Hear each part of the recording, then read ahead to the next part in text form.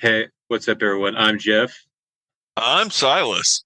and you're listening to Death Metal Dash.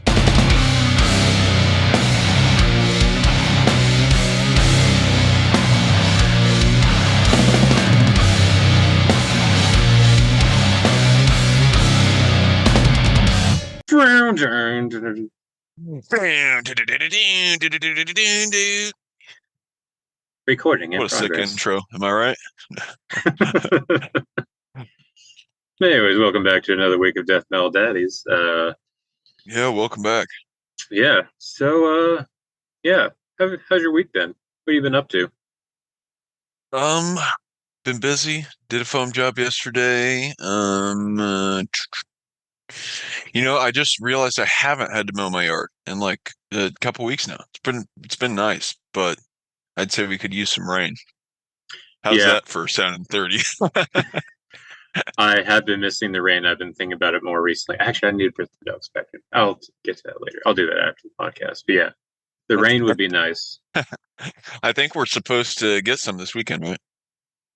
I don't know. I haven't really been watching. I've Or, just been well, hoping shit. for I rain. mean, yeah, we're in pretty drastic different locations, so I mean, we may not get the same storms, but um, I think we're supposed to be getting some. But I noticed like the soil. I only noticed this because I work like I was hand digging weeds and shit at work, but I noticed a bunch of holes in the ground, like in the dirt, and I was like, man, what is that?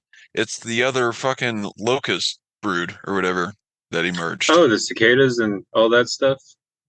Yeah, this was the 4-year one. The one before Oh, was the demonic 17-year spawn. crazy They year. literally they did look pretty evil. Did you You check know them why out? they're doing this? Because election Oh, year. it's yeah, it's bots. They're actually robots. It's They Russian were planted cicadas. they were planted 17 years ago. Now all those fucking listening devices are everywhere in our And homes. It's crazy. We're I think fucked. last election year it was all the murder. What was it? Murder hornets. Yeah, some shit like that probably. Yeah, nothing else happened God, that that year. speaking of election year, dude, the I I I got put in a sour piss poor mood earlier because of fucking Facebook. Like it is Facebook around this time is the fucking worst place to be. It Hmm. is just it's absolutely terrible. And Yeah. it's like the political divisiveness, like how fucking it's honestly stressful because it's just like I want to go to Facebook for positivity friends and shit, it's obviously it revolves around friends, but then there's just this the I mean it's just like our politics are just fucking rigged to have these sides. Obviously they are. That's democracy, one side versus the other. But I just hate how fucking strongly people will just become around this time, Hmm. And it's just And everything because somehow comes back to it. mhm. I've been seeing a lot of that recently. Also, I'm getting really annoyed because it seems like because everyone knows you're not changing anyone's opinion posting that shit. You're literally just doing it to be a dick kind of thing. And like, look at what Yeah, I I'm mean, saying.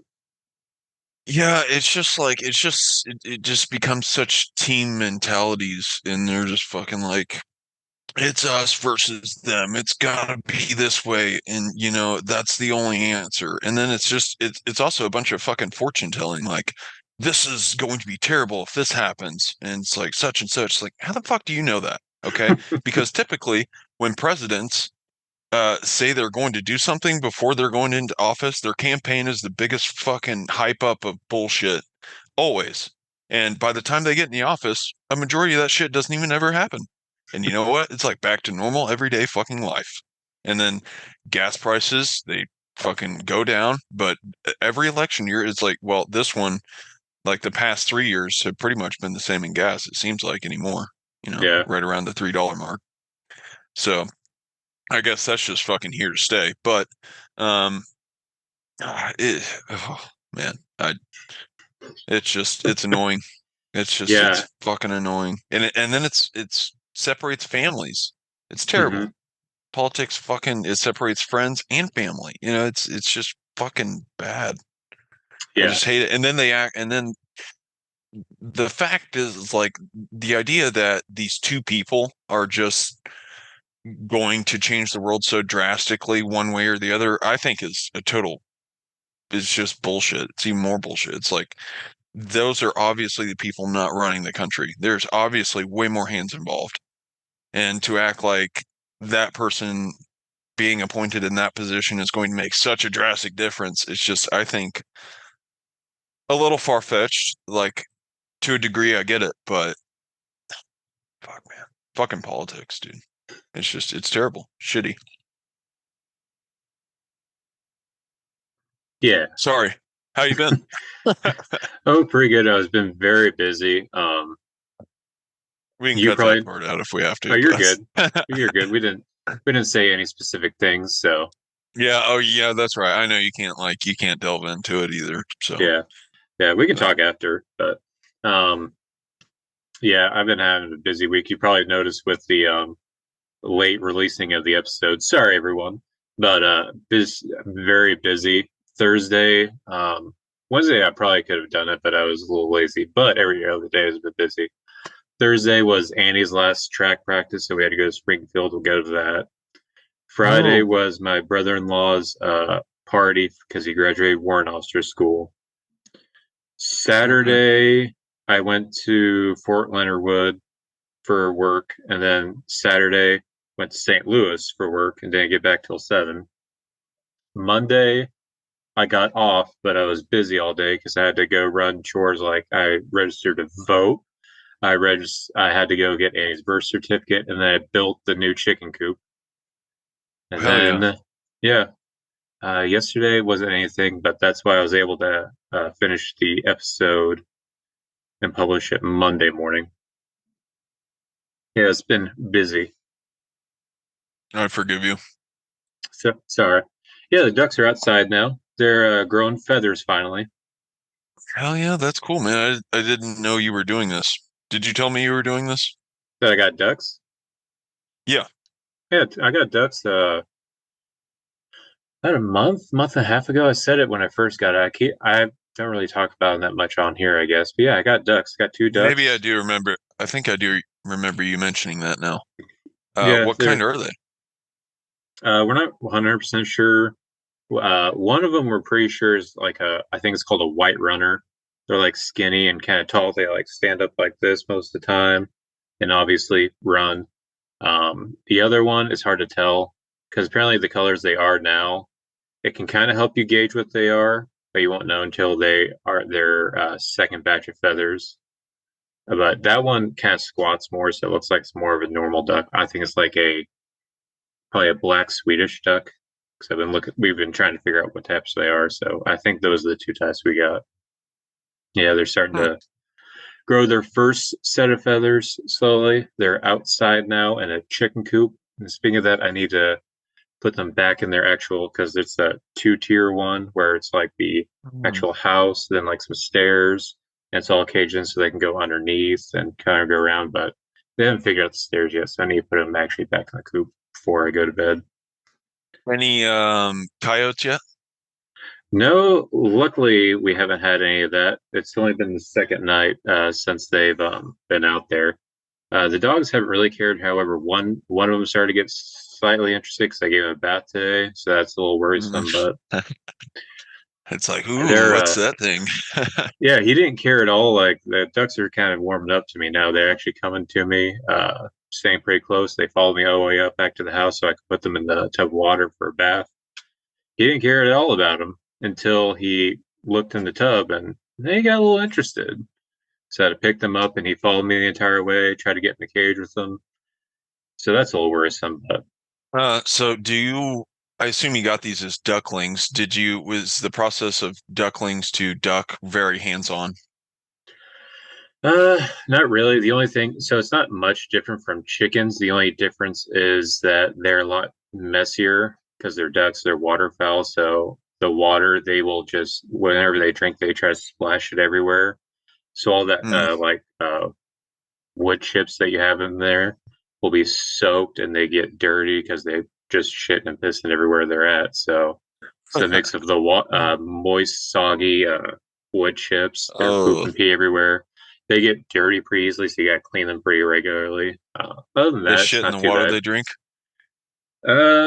No, unless they're, I don't know. They probably did. They go through water pretty quickly because they would just splash it. Huh. They love water. Oh, okay. That's It's cool. just what they like to do. But yeah, just gotta keep them clean. When they're ducklings, you gotta kind of, if you want them to be friendly, you gotta actually interact with them Nurse a them. lot.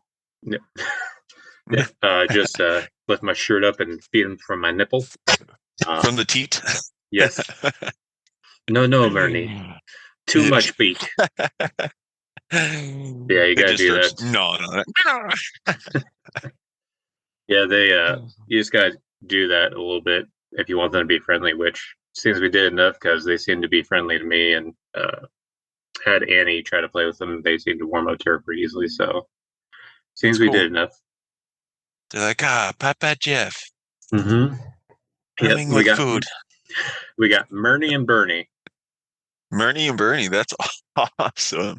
Murney and Hell Bernie yeah. Fredrickson. We're planning on, if we do get more ducks, just keep doing the same thing but different letters of the alphabet. Ernie, Yeah. Cerny, Durney, Kearney, Ernie. that's awesome. Zerny. Mm-hmm. All of them, all the letters. Yeah, that's it. Hell That's yeah. all I got for this week. Well, Jeff, I gotta say this view sucks a lot more than last week. How so? Oh, yeah, because I'm I, back in the we're closet. Now I'm trapped in the back in the closet. closet. I love this South Park R. Kelly. I made a South Park reference. I think, yeah, yesterday. No one seemed to care. It's fine. Really? Yeah, it's a What? different What? office. Well, someone was like, they've been like trying to diet plan or meal plan, and like they've been eating a lot of like cheap meals, but it's like somewhat, well, I wouldn't say healthy, but I guess based around their diet. Uh, Butter and spaghetti, and all I could think was the Honey Boo Boo butter and spaghetti. I got me a pig heart. Yeah. I said that. No one seemed to Oh care. man. No one cared. Now I'm just a weird guy quoting Honey Boo Boo from South Park. Yeah. That's funny. No laughs, huh? Nope, no one cared. That's funny. Man, they're so good. I've not watched recent South Park, but I definitely need to catch up. Yeah, are they doing seasons at all, or are they just been releasing specials? Because I think the last one I watched was either post. Was there something after post? Oh, there's the the Disney one. Do you see the Disney one where it's I everything's woke? n- oh no, I didn't. I did not see this one. Uh, Watch it. It's pretty good. Can you not even like talk about it? Is Nope. it just too offensive? Yeah. That's South Park There's for you. just certain quotes like I want to say, but I don't really want to say it. I'm not South Park. I can't. It's they do it a certain way. It's like okay, they can get away with it because They see, can get it's away the with anything, dude. overarching. Yeah. Well, I know they did one recently. This is only because I found out through another podcast, but I guess Eric Cartman gets skinny from Ozempic. Oh, so they have released a new one then. I haven't seen that one. Yeah. Yeah, I haven't either. So, Yeah, the one but I've yeah, I don't seen know. it was the multiverse one, and for some reason Cartman is a female and is in charge of Disney, making sure they're woke and creating all their movies now.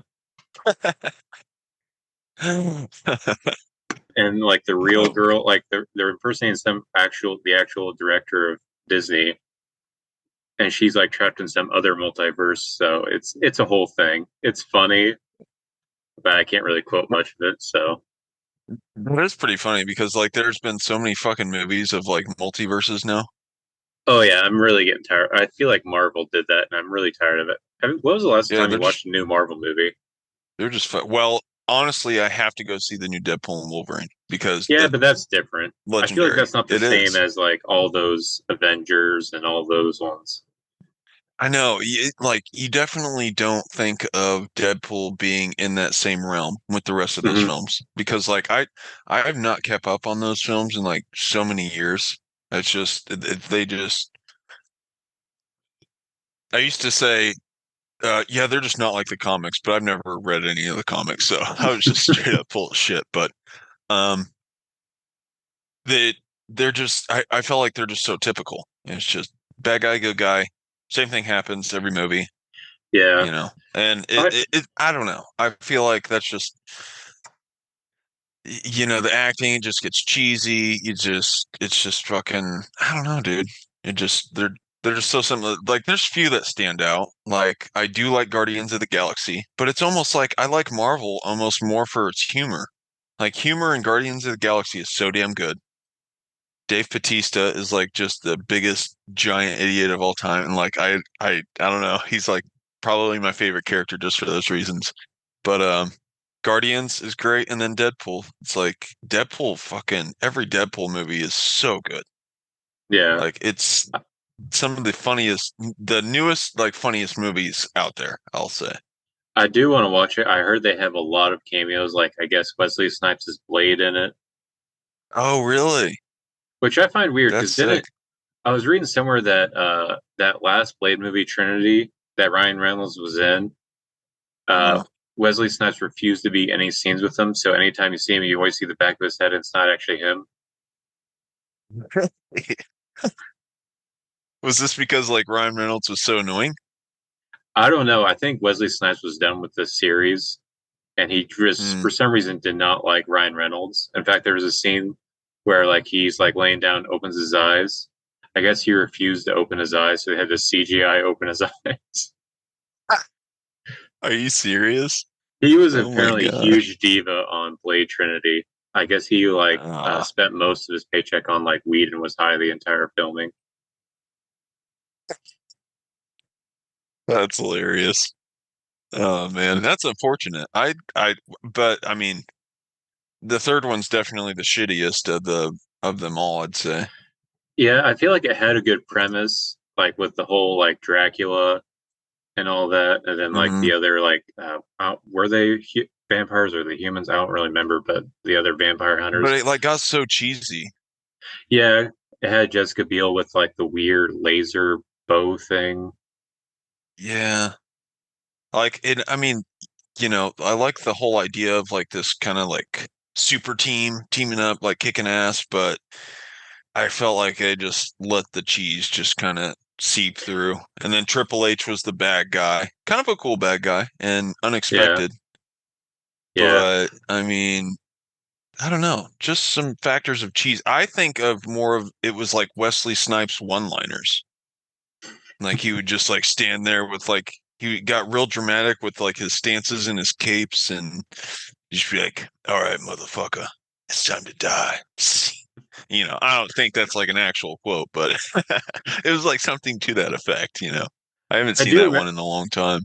I do remember the opening being very cheesy. Like they like the bad guys or something. They like they get dropped off in a helicopter to like Dracula's tomb, and they're walking away from the helicopter. The helicopter's flying off, and as that one of them turns around and just flips off the helicopter, and it's like all dramatic. It's like, what was the point of that? What's this edginess for no reason? What is this? Oh, geez, yeah. I feel like that was just like, Ooh, that ooh, guy's these are the angry. Yeah, cool. yeah.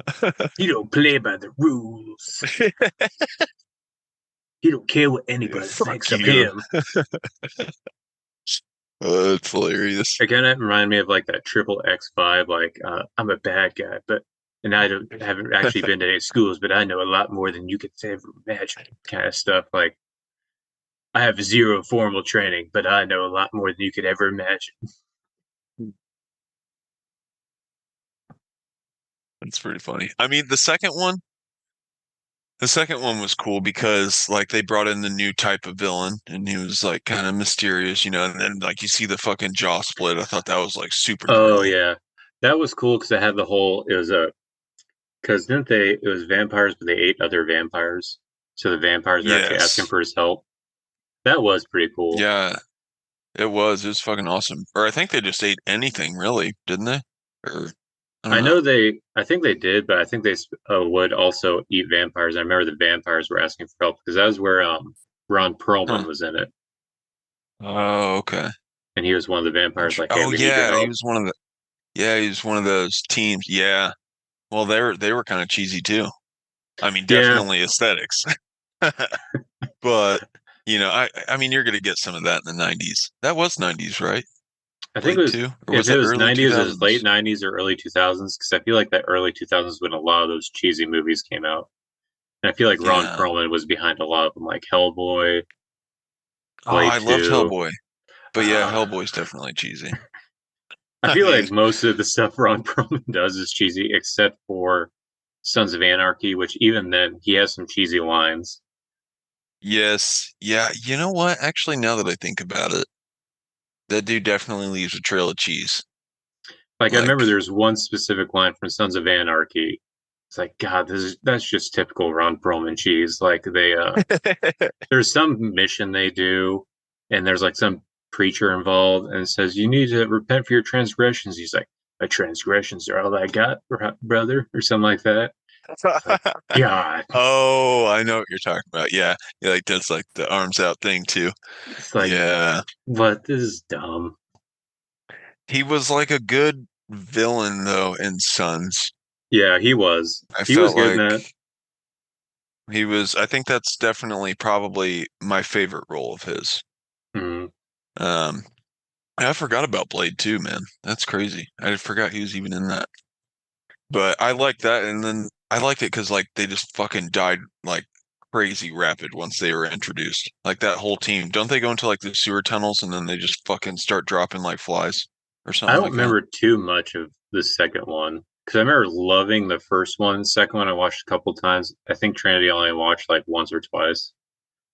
I don't remember too much of two. I Yeah. remember Ron Perlman turns on him near the end. I want to Oh, say spoiler okay. alert. 20 years Yeah. later, Yeah. but and I want to say they kind of did a similar ending to the first one, to where he Blade tries actual blood again. He just goes psycho mode. Yeah. Oh God, see, I don't even remember that. I feel like that's what happened, but I don't remember. I feel like that's probably what happened. It's been a The long first time one's since I've epic seen it. though. Oh yeah, I was thinking about that today.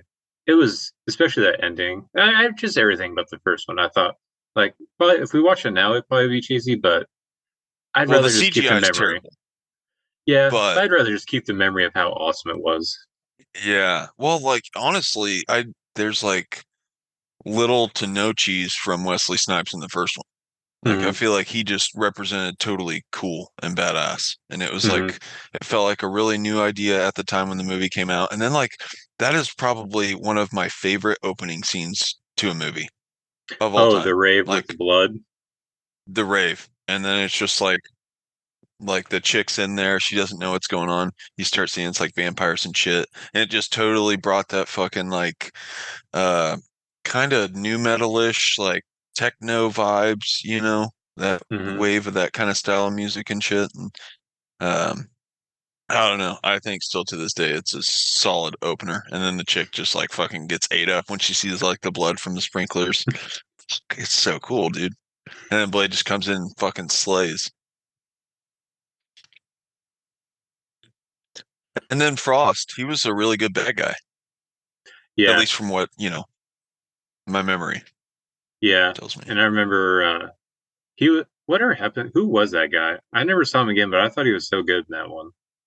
Yeah, he was good in that one. He was in some like other films. They just nothing really big though, from what I can remember, I don't think. I feel like he may have had a couple big ones, but they were just really few. I feel bad. I'm sure he's still out there trying, but I don't know. Doing something out there. Yeah. Yeah, that movie slays. But speaking of slays, let's talk about the new releases. Yeah. Actually, I should probably say so. listening to it, I would say let's talk about things I don't slay because I feel like I've very much screwed up on this playlist. Did you what did you listen to this playlist? Yeah, I did, and I spent way more time on Nile this week than I did So did the I, playlist. because I think I only put four new albums and then what was it? Four singles. Yeah, something I like that. think that's It right. wasn't a long one, No. but I mean, it So wasn't terrible though. So, looking back, it's like, man, because again, I was in a hurry. Sorry, guys. I'll do better. But I was like, all right, this is new. This is new. I'll put that on there. But yeah, let's just get into it. Let's start off with singles. First single, I would say I was pretty excited about. New Opus, oh S1, yes, okay, because Welcome Back. dude, hell yeah. Just listening to this reminds me of a meme Justin sent me about 10 years ago, or I guess it would have been about eight. It was a red hat that said make Opeth growl again," and it finally Ooh, has I like happened. that. They're back growling. Hell yeah, dude. That's awesome. Yeah, fucking I was definitely excited about this one. And because I listened to an interview a long ass time ago about or it was with Ackerfeld, the lead Mhm. dude, and it was a really good interview. I can't remember what podcast this was on, but this was when Sorceress was coming out. Is that the album name? Yeah, Am I thinking of the that right? Peacock Okay, one. yeah. Yes. And so this was when they went like balls to the wall, full singing, but I was Mhm. still like on the Opeth train because like honestly, the music's still good, Mhm. even with just the singing, I think, you know. It's probably not as entertaining, or at least for me, you know, I definitely always missed the deep growls and stuff, but will say that that music style was definitely more fit for cleans than it was heavy growls. I mean, I think their choice was pretty well done in that, you know, they didn't continue it going with that style, but like this, they brought back like the mystique and the riffs and shit and um I just thought that it sounds like the old school Opeth, man. Like you get these kind of like eerie guitar notes and shit in it again. Like it reminded me of what's I'm terrible with their album names, but the one with the Grand Conjuration on it. Oh, is that Ghost Reveries? Yes, gave me like Ghost Reverie vibes. And so, you know, I definitely was all about this single, and this was my favorite on the playlist. Hmm. Yeah, I liked it. And like kind of like you said, I actually didn't mind their albums where they're just clean singing.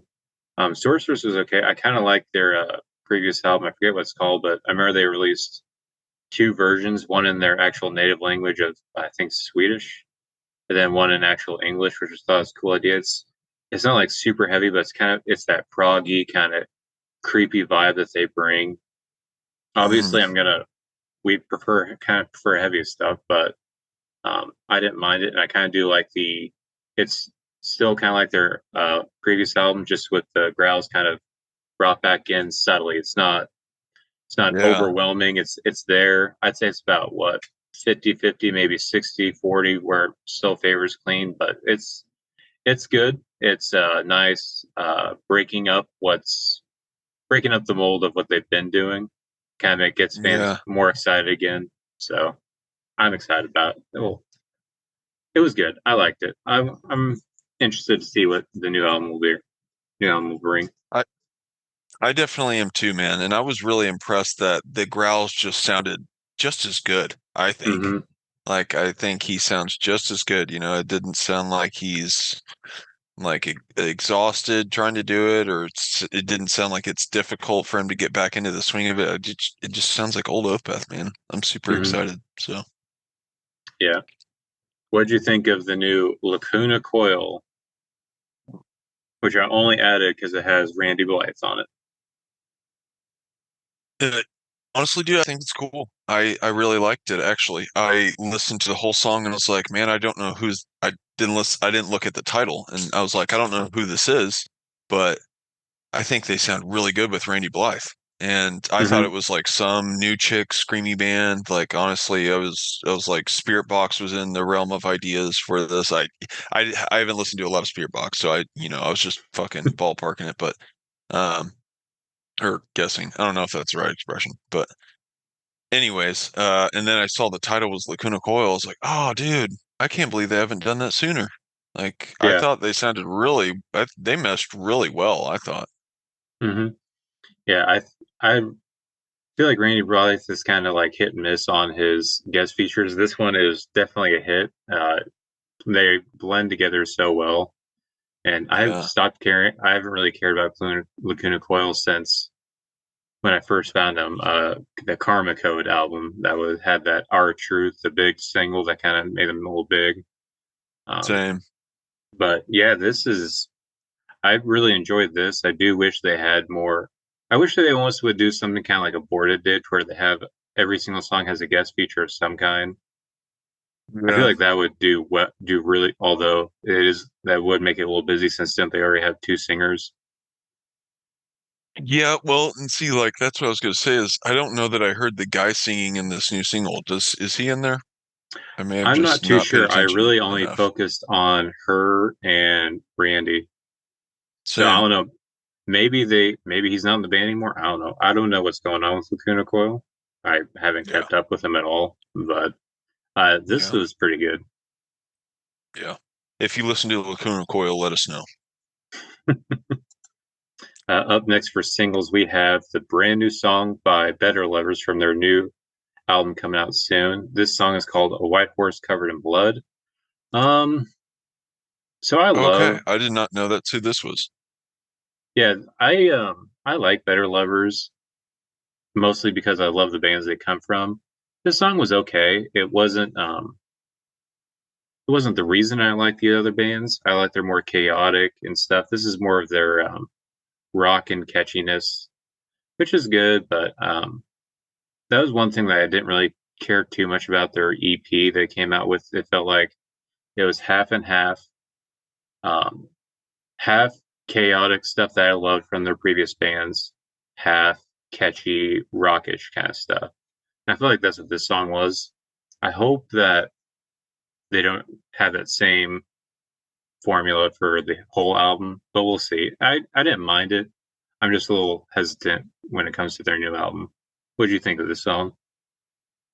Yeah, I didn't spend a lot of time on it. I think I maybe listened to it once. But I was working when I was listening to this, so I didn't pay attention to the titles and I probably would have gave it some more like legit attention listening had I known who it was. But yeah, honestly, it just kind of surpassed me. I just had just moved on. I just kept listening, so it didn't I really slow gotcha. me down at all. I gotcha. And then lastly, this was my favorite favorite stuff that was on this playlist, which was the new singles by I don't know how to pronounce this band's name. It's either Gyria or Gaiaria. Oh I don't. yeah, okay, yeah, Garia. Yeah, it's probably somewhere in that realm. Gyria. Um, yeah, this was actually this ended the playlist too, right? Mm-hmm. Yeah, Yeah, this it's was whenever I was like, ooh, I like that sound. Um, shit, it's been like a few days now since I listened to it, so I can't like really tell you exactly how the song goes or anything, but I remember liking it. yeah. I remember it's Hope Shatters, and then the other song is World Ablaze. I guess they're coming out with the new album. I was a little surprised because I've dabbled a little bit in this band. I was more familiar. So they're from Portugal. They wear like all these masks and they all have these symbols on it. I've always been more familiar with Oh them as a yeah, black okay. metal band, but I feel like this is a lot more death metal-y and a lot more not a, it's still serious, but not like that black metal theatrical seriousness that I was expecting. It's a lot more death metal fun and drive in this, which I really liked from this. It was a nice surprise, a nice way to end the playlist that I kind of messed up on, which we'll get to when we talked about the albums. But yeah, I That's really all liked right. the two songs. Yeah, I definitely did too, man. I'm gonna have to go back and revisit those for sure. I forgot they were like they did the masks and shit too, but I remember that once you said it. I'm gonna throw this out there just because you shared this with me. I think maybe today, but Gates to Hell, Resurrected. Ooh, That yeah. was a really fun listen. Short song, maybe too short, but Hmm. pretty badass, man. I really dug it.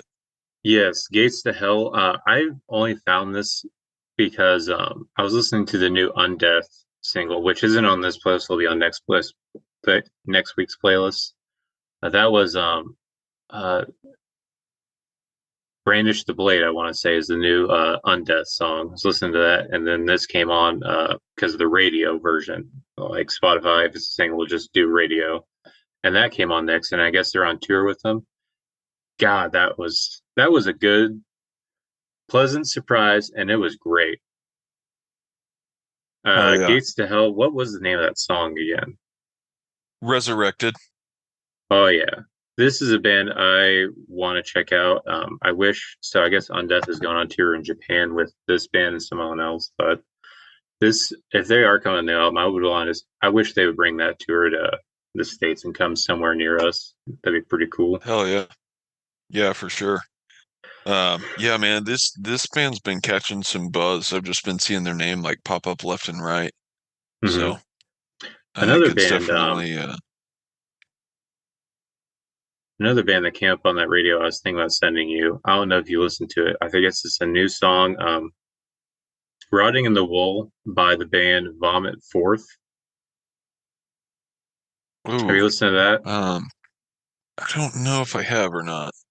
If not, I'll throw it on this upcoming week's playlist.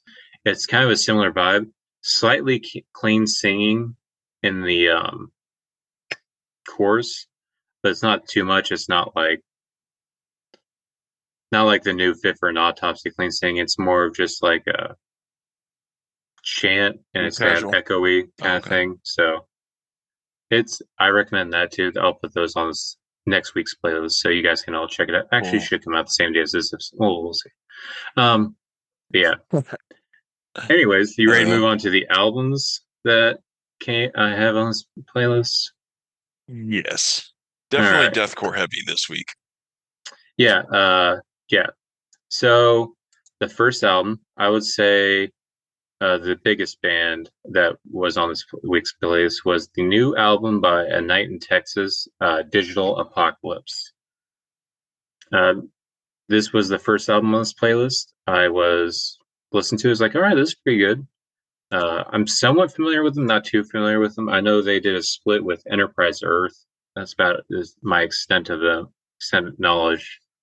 I listened to about half of it. It was pretty good, but I was eager to see what else was on the playlist. But yeah, what I heard I liked. It's kind of that heavier deathcore, newer stuff.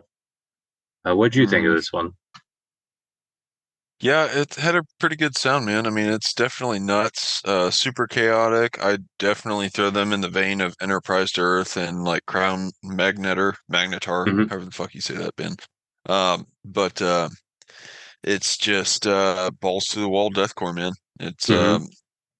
definitely got like the high tech vibe going on with this album, obviously, with the title. I thought the album artwork really looked super ridiculous, man. I was like, holy shit. It's crazy detailed. You got like mechanized fucking just alien death shit. I don't know. Yeah, it's crazy. Um, this band's been around for a while though, I feel like I want to say. I think I remember hearing about these dudes like in high school. I'm not 100% positive, but yeah, I don't know. Maybe I'm confusing them with a different band. But Are you thinking of We Speak Texan? yeah, I think so. Gangsters Don't Die, I They Moved think to so. Florida. Yeah, that's it. Yeah, they were definitely hot buzz in my school.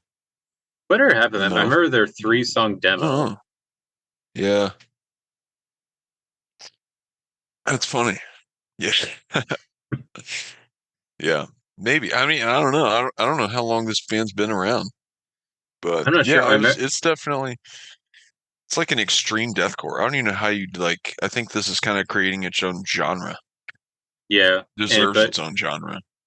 yeah, kind of like in the vein of not yet slam, but getting close to that slamming deathcore-ish kind of sound. Yeah, Almost like in the I mean same the genre as like within Destruction or Enterprise Earth, obviously. hmm well, like, and then I don't know. The one thing I didn't like, it's like mechanized genocide.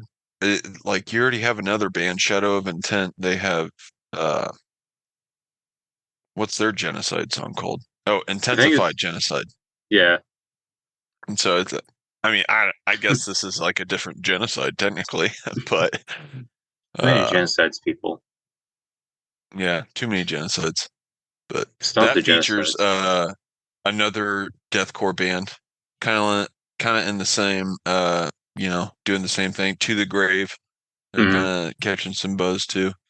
But um, yeah, I don't know, not bad, but yeah, pretty gnarly.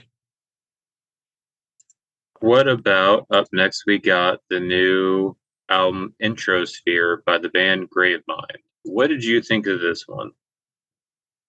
I didn't really stick with it too long. I mean, I got about halfway through, and again, it's just balls through the wall, ripping deathcore. I I felt mean, like I didn't it's kind listen of too much up to it. What I heard, I did kind of like. It reminded me a little bit of Wage War, but less on the singing. Like there was a little bit yeah, of clean singing, but it wasn't the same, and there was a lot less of it. Like early Wage War, like the time we went and saw them back when there was, it was about 70-30, heavy screaming, clean singing. yeah, yeah. I guess they're not like they don't. They definitely have a different sound than A Night in Texas. I'm not saying they're like the same, but this is just kind of like a slower down, like super chunky, almost have like a Within the Ruins kind of guitar going on. Hmm. Bad out, like super digitized tone. It sounds like, but yeah, not bad. Yeah, I didn't mind it too much. Like I said, I only checked it out a little bit because once I listened to most of this place, like, I messed up. But Yeah. Night in Texas and uh, Great Mind, they're more on the normal side of when it comes to metal and stuff. I would say when it comes to what you would expect from this podcast. But up next we have what was this band called again? Poison Ruin, Prison and then Poison Rune. name. What's that? Oh, nothing. I was just saying Poison Rune. Oh yeah, Poison Ruin with their name with the album Confrere, which makes me think of Kafif. But um, Yeah, true. I guess so. They're uh, probably French. I don't know. I didn't really look too much into them. With this album art and the name, I thought I was like, all right, is this gonna be like a grindcore kind of thing, or is this gonna be like a hardcore punk? Um, I was a little surprised when it was more of the traditional heavy metal style. I felt like is the vibe I got from this, and even just kind of like that older recording. Um, it was okay. It wasn't too bad. It kind of reminded me of like recording of like a. The recording specifically reminded me of, I don't know if anyone's familiar with the punk band or Agent Orange, that they had that song on Tony Hawk, Oh, okay. Blood on the Tracks, I want to say it's called. But just that early '80s, very raw, dirty sound, but it's heavy metal. It Definitely wasn't some bad. punk vibes. Yeah, yeah, it wasn't bad. It just was not what I was expecting. What did you think of this one? Yeah, I did. I mean, I didn't listen to all this. Definitely kind of not like, crazy heavy or anything like that. Just kind of like rock punk type of shit. But yeah, not bad, man. I mean, definitely kind of its own vibe. Not what I was digging. I mean, I don't even know that I made it this far, honestly. I listened to a lot of, like I said, I listened to way more Nile than I did this weekly playlist. So, Yeah, I did the I same. know I did. I know I didn't listen to the next band for sure. So, I will save you but that. I'll get into that. Yeah, this one I only got about 4 tracks in. I was like, all right, I've got the vibe of this, but this is not my thing right now. Let me see what this other band is all about. And that band is called uh, Shadow Nell with their debut album, Shadow Nell. Um, this album cover art, I thought, oh, okay, this is gonna be like some black metal possibly, or maybe it's gonna be kind of like the what Thou does with the kind of throw your curveball black metal cover, but it's more of a sludgy thing. Uh, Started off with like a kind of a medieval music intro. It's like, okay, this is building up. This is gonna be great. Second song starts, the medieval music keeps playing. This is not a it sounds like what I would have played to when I was like big into World of Warcraft.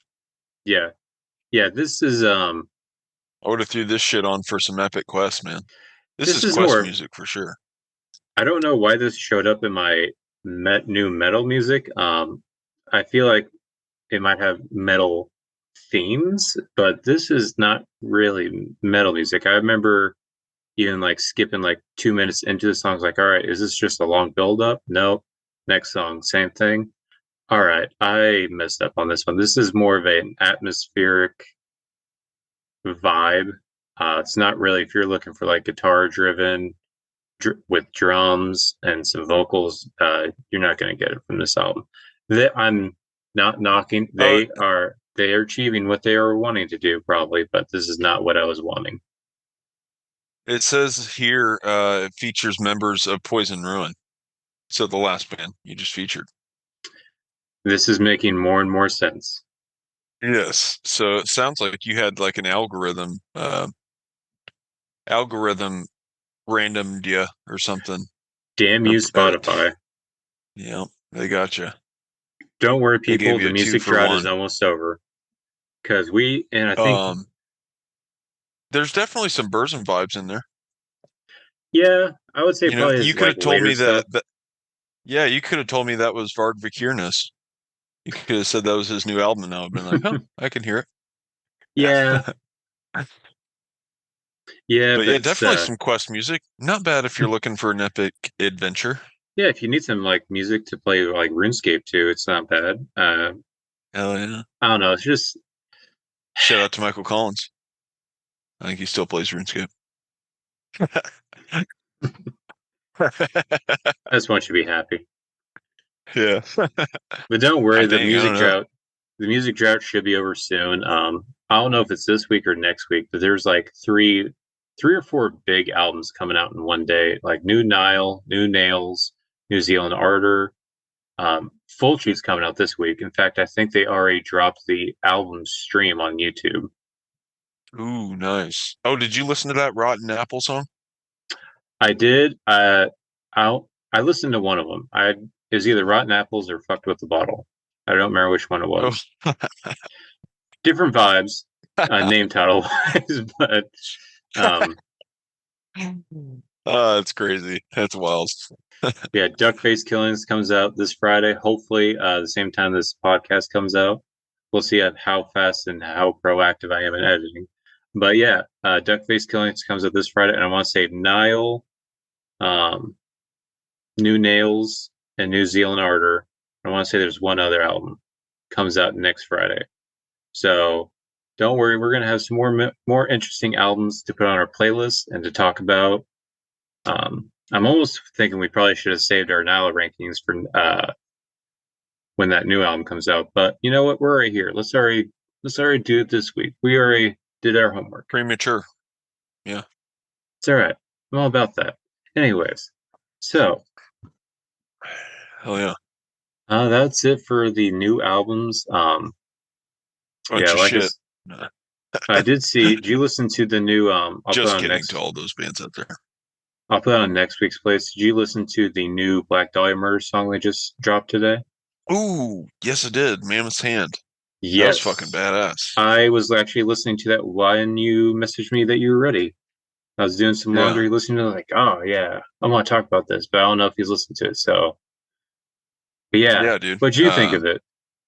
They're bringing some cool vibes, dude. I definitely dug like the slow down kind of Black Dahlia. That was unexpected. I feel like you Mm-hmm. never really got that with old Black Dahlia.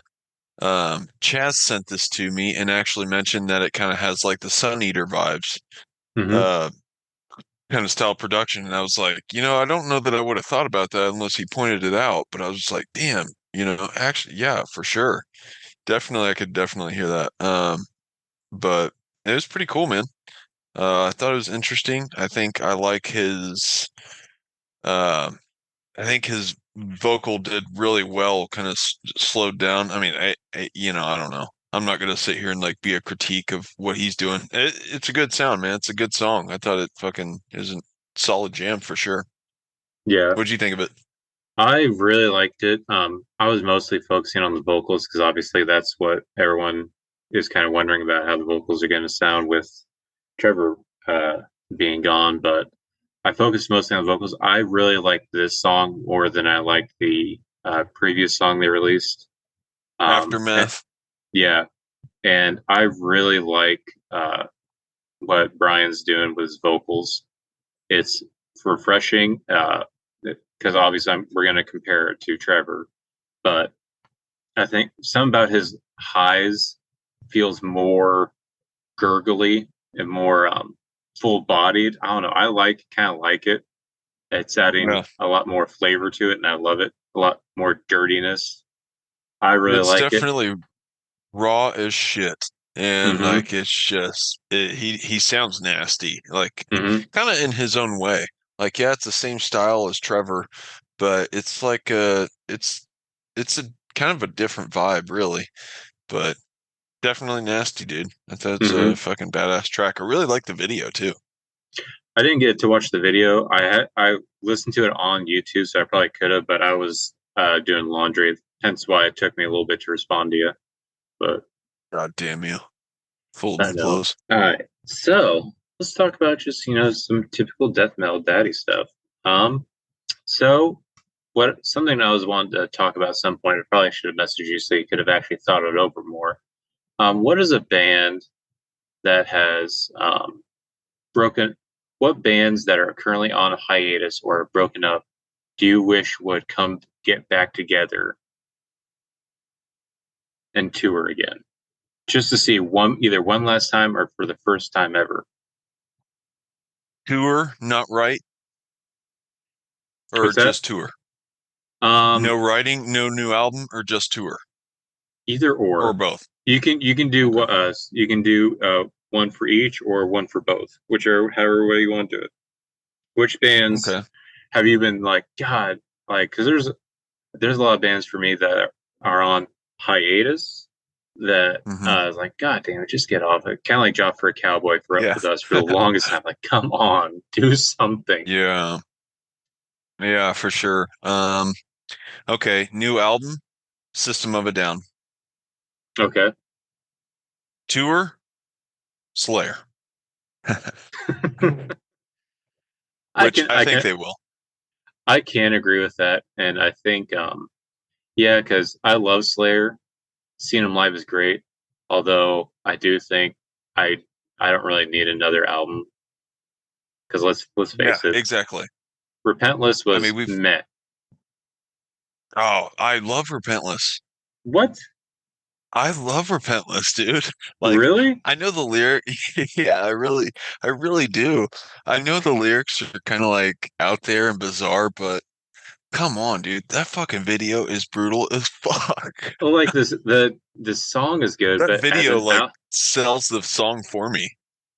like yeah, the song Repentless itself is good, but when it comes to the whole album, it's like I can't. That's It's true. not. It's so. Ugh.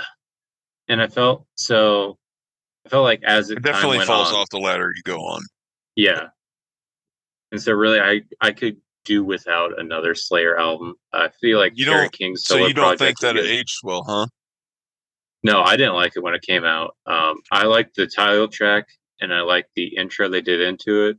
Then after that, it was Yeah, the like intro's I badass. really don't care. And when we saw them, I don't think did they didn't really play much of that new album, did they? They only played like the intro, the They uh opened it, but yeah. that was it. They opened with the intro and then right into Repentless, Hmm. and then that was it on that album, I'm pretty sure. And I feel But like that that's was the ideal Slayer set to me. It yeah. was fucking awesome. And I think it was the same when I went with John on their farewell. It was pretty much the same thing. Just let's just play. I think it's Delusions of a Savior, and then Repentless, and then just play the songs everyone actually likes. Like, well, yeah, people like Oh yeah. Repentless and stuff, but we don't want to hear the other songs from Repentless. And I feel like they are trying to milk the sales of that album so much. They keep releasing like a Killology, six uh six record LP box set. It's like this is like your Wow. guys' worst album collectively. Yes, great song. Album collectively, give us the albums we want as a box set. I want Seasons of the Abyss on a box set. I want Rain and Blood box set. South of Heaven box set. I don't want this. Oh, that's funny. Yeah, it's like I never really got the Slayer buzz until they came out with Repentless. Then I started to kind of go back through and I was like, oh, okay. I see the draw for Slayer. But honestly, they are one of those bands that I was not sold on them until I seen them live. And I gotta say, I enjoyed seeing them live way more than I do enjoy listening to their music. Like, I think they're just way funner live Hmm. than they are like just jamming in your car or listening to at work. Like Yeah. live, dude, holy fucking shit. They bring an energy. Their music just kind of like fucking concocts this energy of a crowd, and it's rampage for the entire fucking set. It's like I felt like the circle pits never stopped during their set. Hmm. Like it like crowd surfing endlessly. It was awesome. I do feel like they are probably one of the perfect storms for just a perfect live band because they have the songs that's going to get the crowd going. They have the pyrotechnics and just the whole stage setup Yeah. is great. But not only that, sometimes it has nothing to do with them. It has everything to do with their fan base. That Slayer fans are known for loving the shit out of Slayer and being crazy. So, like, yeah, it's a nonstop mosh pits, circle pits. Uh, you were, like you said, our very first episode. I'm pretty sure you broke a rib when we went and saw them from crowd surfing. Yes. Yeah, it was fucking insane, man. We were at yeah, I mean, I guess if you didn't listen to that episode, we went to Council Bluffs, Iowa for a dumbed down version of a Mayhem Festival, and Slayer was the headliner. But I just remember what was it a right side up cross, and then before they come on, and then like Yep. the music just like kind of kicks in, and then it just like starts slowly turning, and once it Hmm. gets fully upside down, the fucking curtain just dropped, and they just kicked into the song. I was like, oh fuck, it was crazy, dude. It was just so like energizing. I was like, oh my gosh, it got ridiculous in a fucking instant. Hmm. Like, I bet Yeah, it and was a big oh shit moment for security. oh yeah, and I feel like if you like Slayer, if you would have seen them, it's just like listening to their greatest hits. It's every song that you love from their entire discography is just all in one. Because I remember I was getting exhausted. It's like, all right, Yeah. let me crowd surf, go piss, and then I'll hang back because I'm exhausted. Crowd surf, security catches me. I just go piss in the porta potty. As I'm in the porta potty, I hear the intro riff to Mantor Suicide. I was like, oh my god, I gotta get back in there. So like it draws you in. Every song is great. It's There's a fucking party, man. oh yeah. Just a giant mosh party. It was fun as fuck. And then you said System of a Down for albums. I can see that and I can agree with that because I got into System of a Down later with Hypnotize and Mesmerize, and I really Yeah. liked the two songs they released. What was it? I think I want to say it was during COVID, so it got me a little excited. Like, all right, they come with new Mhm. music. Still nothing. So I Yeah, I don't know what's going on. I mean, I felt like there was some a big hype train there for a minute, a hot minute, but hmm it now kind of seems like that's fading away again. hmm And I don't think the guitarist, I think he was doing what's that project? Scars on Broadway or some shit. Is that hmm his thing? yeah. I feel like that's kind of fizzled out. Surge, he's not doing good on his own. I mean, I heard a song from him recently, and it was just like these uber positive like lyrics, and I was like, ugh, I don't know. I didn't care for it. But I can definitely see the challenge in being a band like that big. Like if maybe you're just exhausted of resources, maybe they feel like they've written all there is to be written from that sound. I don't know. Maybe. I don't Just know a because thought. what drew me into them was their politicalness Yeah. back in the 2000s. Because I remember they were super about the Iraq War and stuff like that, and also some other Hmm. things. Um, so I feel like there's always going to be material like that. And from what I understand, they also wrote a or did a documentary, shining light on like the Armenian genocide. And I guess that's what those two singles they came out with. I want to say during COVID, because there's something similar to that happening. I forget where it was. I was super interested in for like a couple months. Then typical Americans not having done, so I'm not going to pay attention anymore. But um, there's always I feel like they do have certain causes that they do latch on to and shine light on. So I feel like there is stuff they could write about. But I feel like I watched an There's interview with definitely fucking problems still. So it's yeah. like, but yeah. What were you saying? I'm sorry. I think I Well, I feel interrupted like you. I watched an interview with Serge, and I guess I feel like this is probably where it boils down to, at least from my point of view, based off the interview, is that Serge has this kind of attitude to where when he makes music, he wants to have fun and can, if it gets too serious, kind of like what metal does, he wants to make jokes in it, and that's why they have a lot of those ridiculous songs like, "Hey, this song's super heavy. Oh, let me talk about different toppings on a pizza. Let me, uh, Everybody. yeah." And I think that probably did draw a rift because he said there's a lot of people who didn't like that. So I can see that maybe causing a rift where they're like, no, let's write some super serious shit. Like, yeah, but as soon as you play this heavy stuff, I'm gonna sing ridiculous lyrics. I think that's preposterous. I mean, their ridiculous lyrics were so fucking catchy.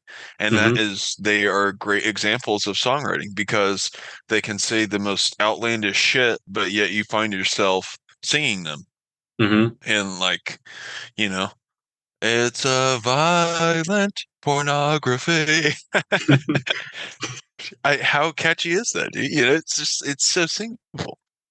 And if you haven't checked out System of a Down and their whole entire discography, which I think is pretty close to flawless, um, yeah, you've got to listen to them. And I felt like they got almost outlandish the later they went on. Like the most recent albums is Hypnotize and Mesmerize, right? That's where hmm like that those Yeah, crazy ass songs are on.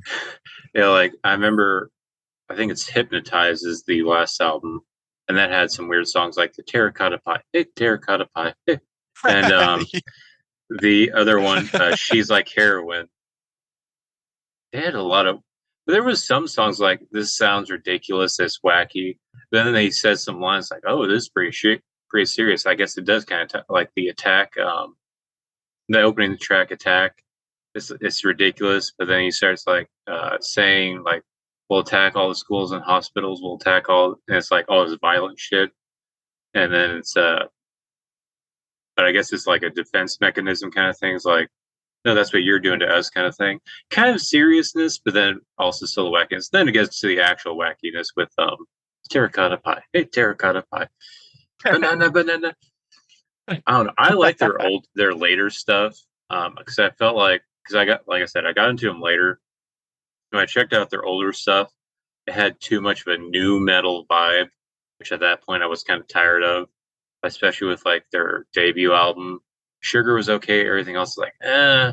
Toxicity had some great moments on it. There's still some songs on there I like Prison Song, Deer Dance, um, Ariels. Needles, yeah, Aerials, obviously title track, um, and then Bounce, which I found out Yeah. is about an orgy. Oh, really? Interesting. Yeah, like where he says, "I went over to her house. She had so many friends." And no, no, no, no, no. And the pogo is the obviously her up and down on. Oh, okay. Yeah, That's awesome.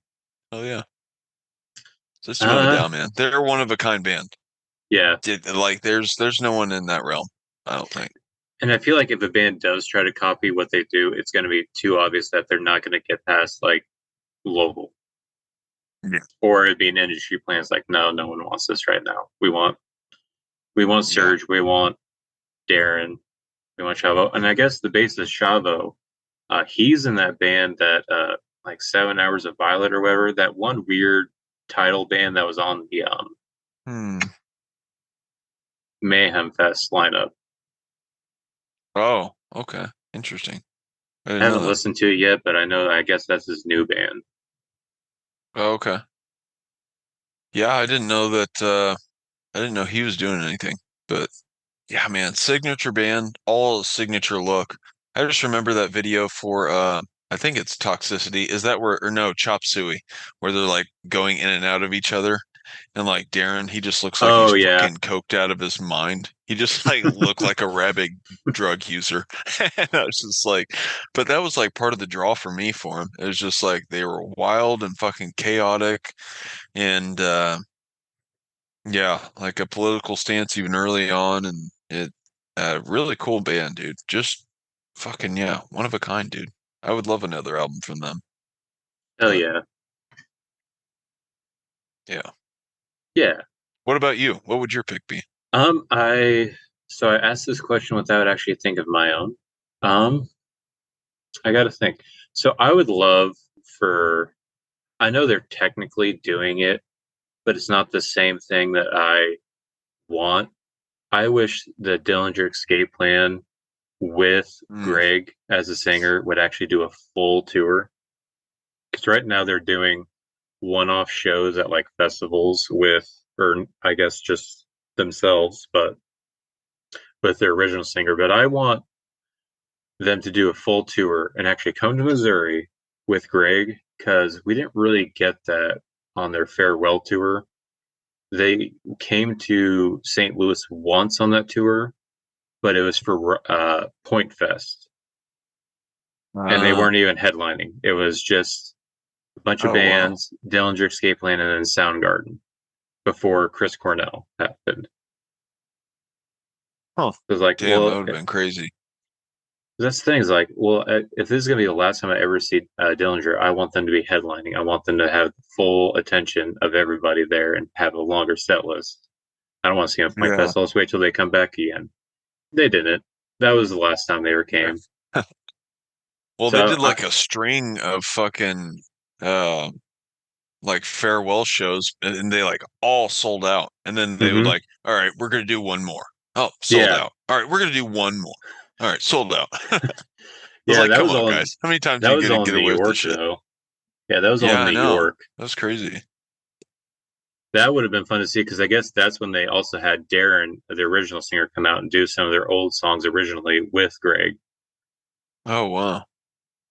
That's crazy. That is pretty damn impressive. They can do that many sellout shows in one city. Yes, I think it's because like it is close to their home because they're from New Jersey, so it is kind of like pretty close. But yeah, I think they've been doing it since like the late '90s, so they have like a rabid fan base, especially with mathcore. Yeah. Because Yeah. that was something I was thinking about. I was like, I love mathcore. It's been around for a minute, but it's never been like almost. It seems like every genre has kind of like a saturation of like. There's a lot of bands in this genre. Mathcore does not really has never really had that I've seen. Like there's a Yeah. couple new bands doing it, but there's never like a lot of bands doing it.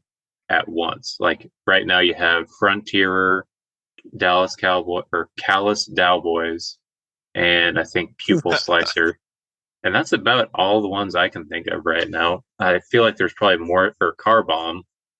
But other than that, there's not that many. Like if I was say deathcore, we can probably all name like about 50 of them.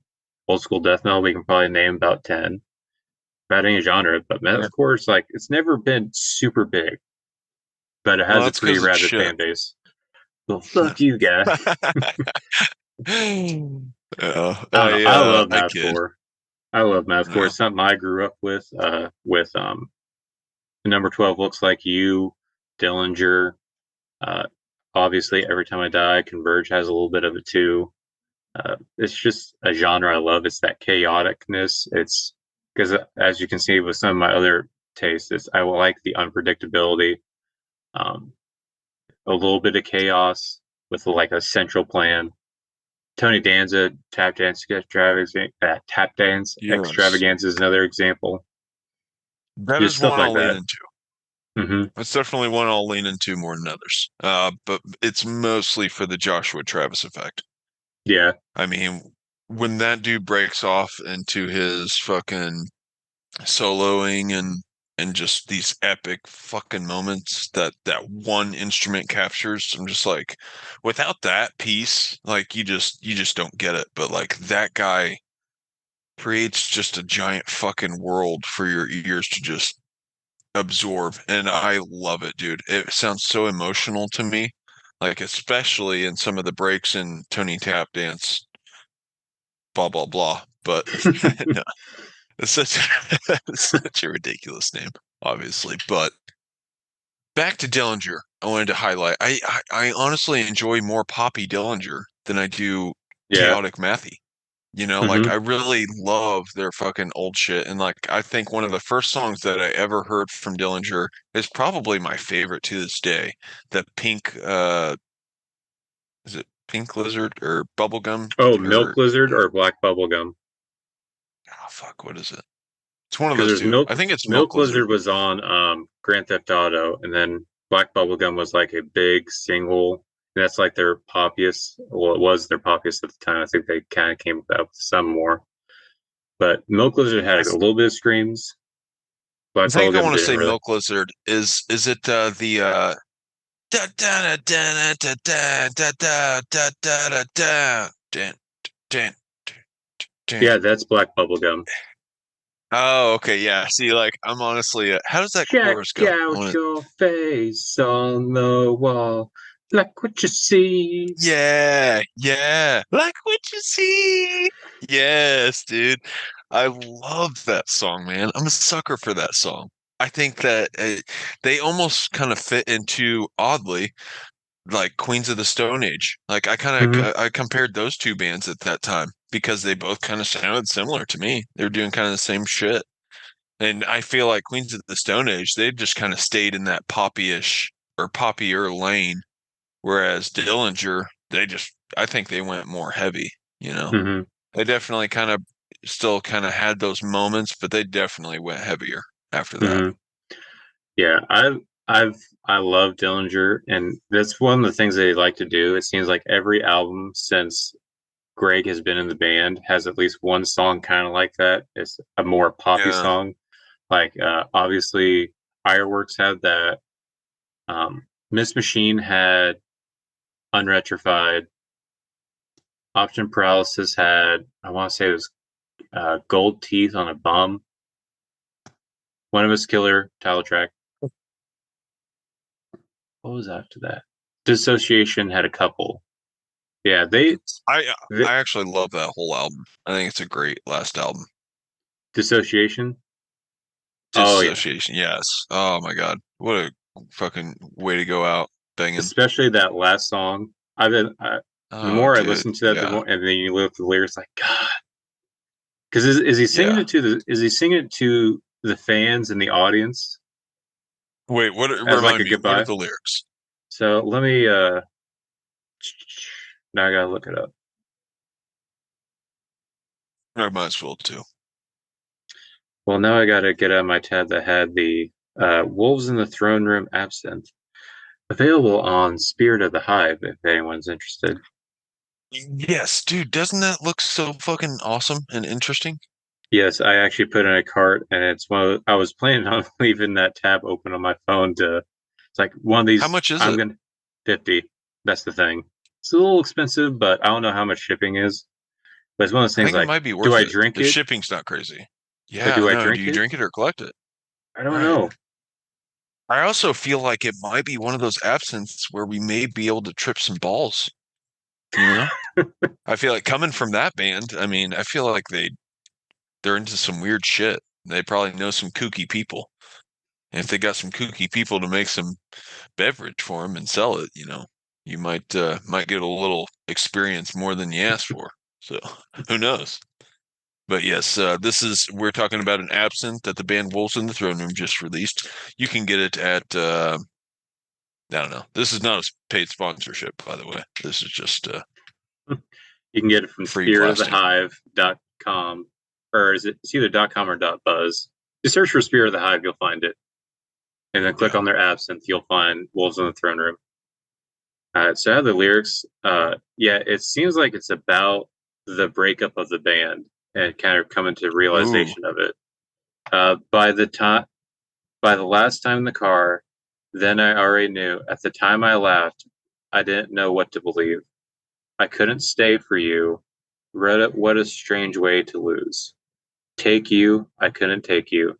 Don't confuse being set free with being discarded and lonely. I tried to tell you we never change. I let you go when I left.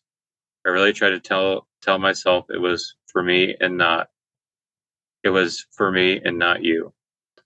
Couldn't stay for you. What a strange way to lose.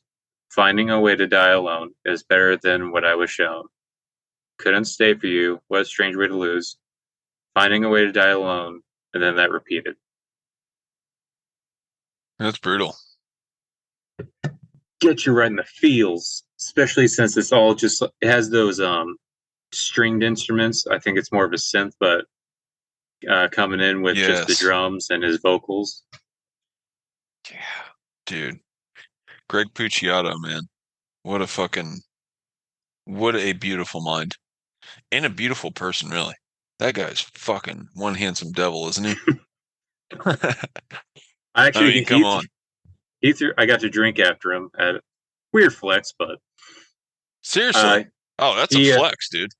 I'd I be saw proud it of at that Warp one. Tour, and he threw me. He took a drink of those like monster waters, like it looks like a monster energy drink, but it's just water. He took a drink of it and Yeah. threw it at me. Got to drink it. Damn. So you ingested Greg Puciato's DNA into your I got body. his spit. I got his backwash. Holy hell yes. That's awesome, dude. Yeah. So the more I think about this, the more I'm really just thinking of bands I want to see live again. Because I'm also thinking of the Chariot. Did you ever listen to or see the Chariot? Hmm. I did. They were, no, I mean, I didn't see them. I listened to them, but for a brief period in high school. So I have not listened to them in years, but I still have like a t-shirt of theirs, oddly, from my cousin, who's that graphic artist I mentioned. But he got rid of a bunch of his old band t-shirts. It just happened to be one of them. I just thought it was super cool because it was super odd. They had their logo on like the lower right side of the shirt. Not on like the top center, not top left, just lower right. I was like, Yeah, that that's used to be the really weirdest. popular back in the day. Yeah, I was like, I didn't understand it, but I was like, okay, Yeah, right because on. I had a buddy who had an Every Time I Die shirt that was exactly the same. It was white with like a design like right on the lower half right of the shirt. It, Yeah, it was like a like, huh, thing in the 2000s. I don't get it, but it was a thing. But yeah, yeah, the interesting. Chariot. Um, if you don't know who the This Chariot are, huh? is okay. Isn't there relation to Underoath in the Chariot? A member somewhere Not or Under something? Oath, but Norma Jean. Because Oh, yes, so that's right. Okay. the main guy from the Chariot is Josh Gogan. He started Norma Jean. He Okay. did their demos. He did their first album.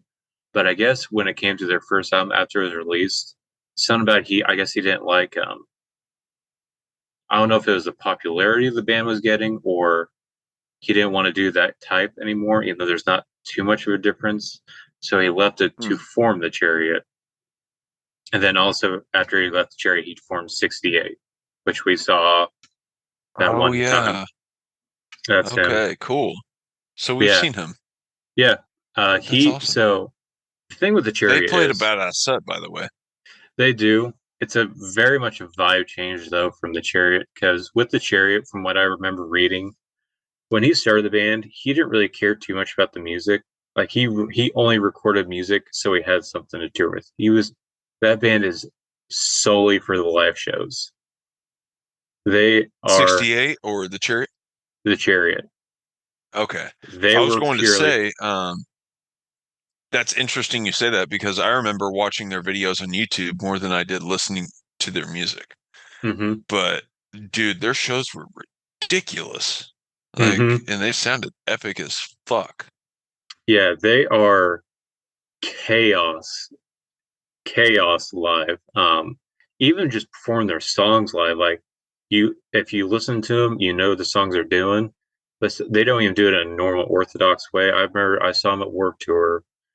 Like it was just like they ended a song, and then all of a sudden Josh Scogan, the singer, just all of a sudden gets in the crowd and he starts just like stepping up on people, and he's just on top of everyone, and all of a sudden he just starts screaming in the mic the middle of another song, and it's just like, all right, I guess they're starting this next song at that point, and it was literally like the ending breakdown. And it was I built my father's house, just repeating it over and over again. Then the guitar started chugging, doing its part, leading up to the build up, just chaos. And Oh then yeah. even the guitarist, like it looks like he had like the shittiest guitar he could find, where it was like held together by super glue, and they had Yeah. mic stands that were broken, mics dangling, but they just chaos, mass chaos. Just fuck shit Great. up. Yeah. That's awesome. Old school band. Mm-hmm. Are That's a the, band I would and love that to see project's tour again. okay. Okay. So yeah, I was gonna say that they haven't been active for man, that's been quite a while, right?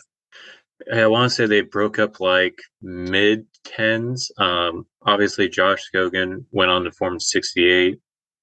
Um, one of their guitarists, I think it's Chris Harrison or something like that. He went on to form Fever 333 with the singer from Let Live. I don't think he's Oh, in that okay. anymore. Oh, interesting. Other than that, yeah, I it's just a lot of memories.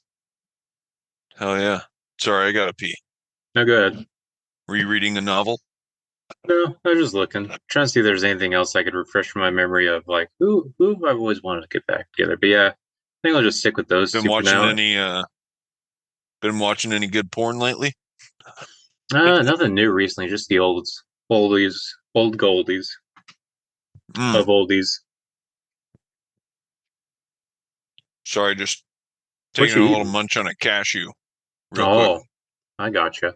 Um, I wanted to shout these out. They're dill pickle flavored cashews. You can get them in Aldi. Ooh, that does sound good. Oh, They're the shit. this weird association, but because made me think of Ooh, the nuts from disassociation. Bucky's. It made me think of the nuts from Bucky's, but I went to Oh, Wally's okay. for the first time this weekend. Hmm. You ever been to Wally's in St. Louis? No, I don't think I have. It's like another version of Bucky's, Oh, okay. slightly smaller, but they have different. They have actually like name brand products. Like I got Duke can soap from there, Oh, okay. and this is in St. Louis I've heard of that area stuff. on I-44. It's actually pretty cool. I feel like their barbecue is a little bit better, and it's nicer because doesn't feel like it's Black Friday every time you go in like it does Bucky's. Oh, okay. Also, if you're a fan of First Form products, these workout supplement place, um, Oh, yeah. their like headquarters is like literally like next door. So they have a bunch of like First Form energy drinks, Oh, hell yeah. meal replacement bars, beef jerky from them and stuff. So they have a bunch of their stuff in there. I recommend Wally's if you're in the St. Louis area. It's on the I-44 area, but go to Wally's. It's cool.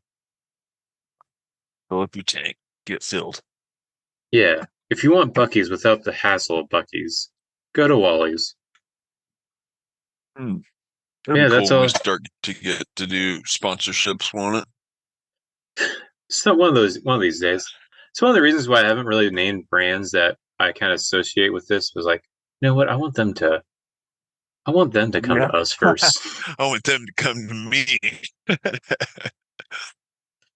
I like it Yeah. because I listen to a lot of comedians' podcasts, and I don't Hmm. know if you've frequented comedians' podcasts, but I guess the sponsors let them have free reign on the commercials. So, like, I listen to a couple, they'll literally just record it like 6 feet away while they're on the shitter doing the infomercial. So it's like super quiet. It sounds like super echoed. And then like another one is Matt and Shane's secret podcast, and they just get like super perverted with it, like just obnoxiously. It's like, oh yeah, just shove it in your butt, and it's just, I'm just like listening, listening to. It. I'm like, I can't believe they don't bitch at them. Like, hey, please don't, say that while you do this. But it's super funny. But yeah, maybe one day. Comedy's doing real good, man. Hmm. It seems I like it's stand up is fucking they're wild right now. yeah. Like Mark There's a Norman, have you oh listened to him? yeah. I've only seen a little bit of him. I know he hangs out with Shane Gillis and Joe Rogan a lot, but I like it more when I saw something they were doing a roast and someone was acting like him and they're kind of roasting each Oh other back and forth. yeah, I've seen that one recently. Yeah. I really I really like the one guy who acts like Dr. Phil. Yes. Oh dude, he's so good, isn't he? I don't know that guy's name, like his actual name. I just know him as like the I Dr. had to Phil look it comedian. up. I guess he actually had his stand up act, but then he one day he adopted the Dr. Phil persona and it just skyrocketed from there. It's like, I just okay, keep doing. I want to say he's the guy who did the Joe Biden impersonation on Kill Tony, and Shane Okay. Gillis did And the Shane Gillis did Trump. Trump. They did like full dress up. Hmm. Shane Gillis does it great, Trump, dude. He's like fucking, he nails it. It's so good.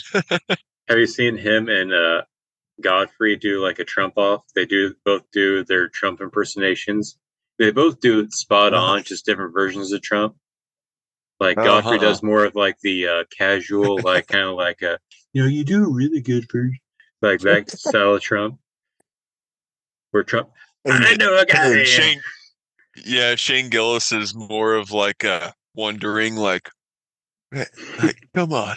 Like, yeah, I can't do Trump. I'll totally fuck it up. But Shane Gillis, He dude, works. yeah, He he's looks like a guy who looks like a worm. He looks like the worms from Men in Black grew up.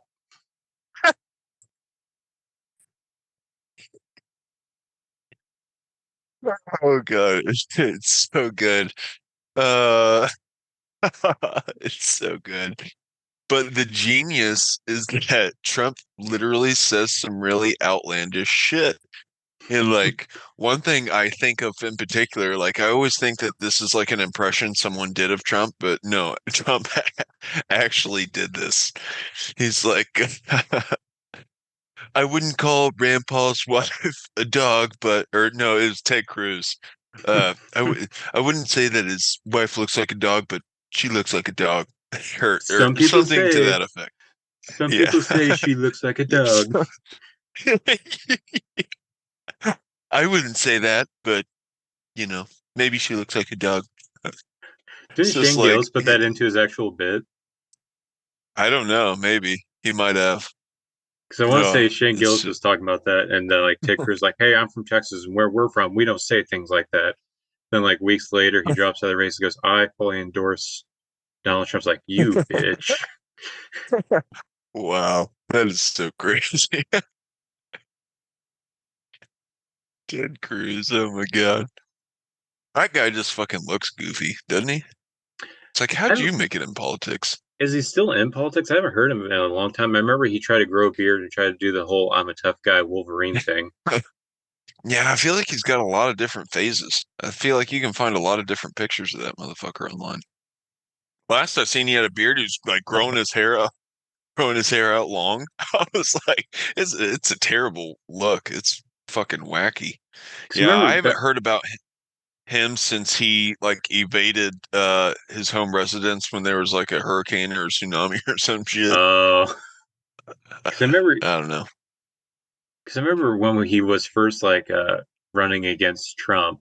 I remember thinking like, man, this guy's like he's the whitest creature you could ever find. He's like mayonnaise in human form, just like boring, bland, just. Yeah, And now he's trying that's to a act really good like way to I put it. got some spice, I got beard. I'm gonna talk about I'm a man, Yeah, yeah. Speared? huh? He got speared? You got a What'd you say? beard? Oh, I thought you said he got I speared. got this Like, beard. oh, this beard. Yeah, okay. Sorry. My bad. Oh, you're good. I'm like Yeah, that's I'm like four bush lights deep. I'm going crazy. So that's much to be happy, bro. yeah. You ready to do some now? It's kind of getting late. Not really have any more topics. I should have planned better, but you ready to do Yeah, some let's do Nile? now. Nile's Hell gonna yeah. fucking take 11 chapters. Uh, So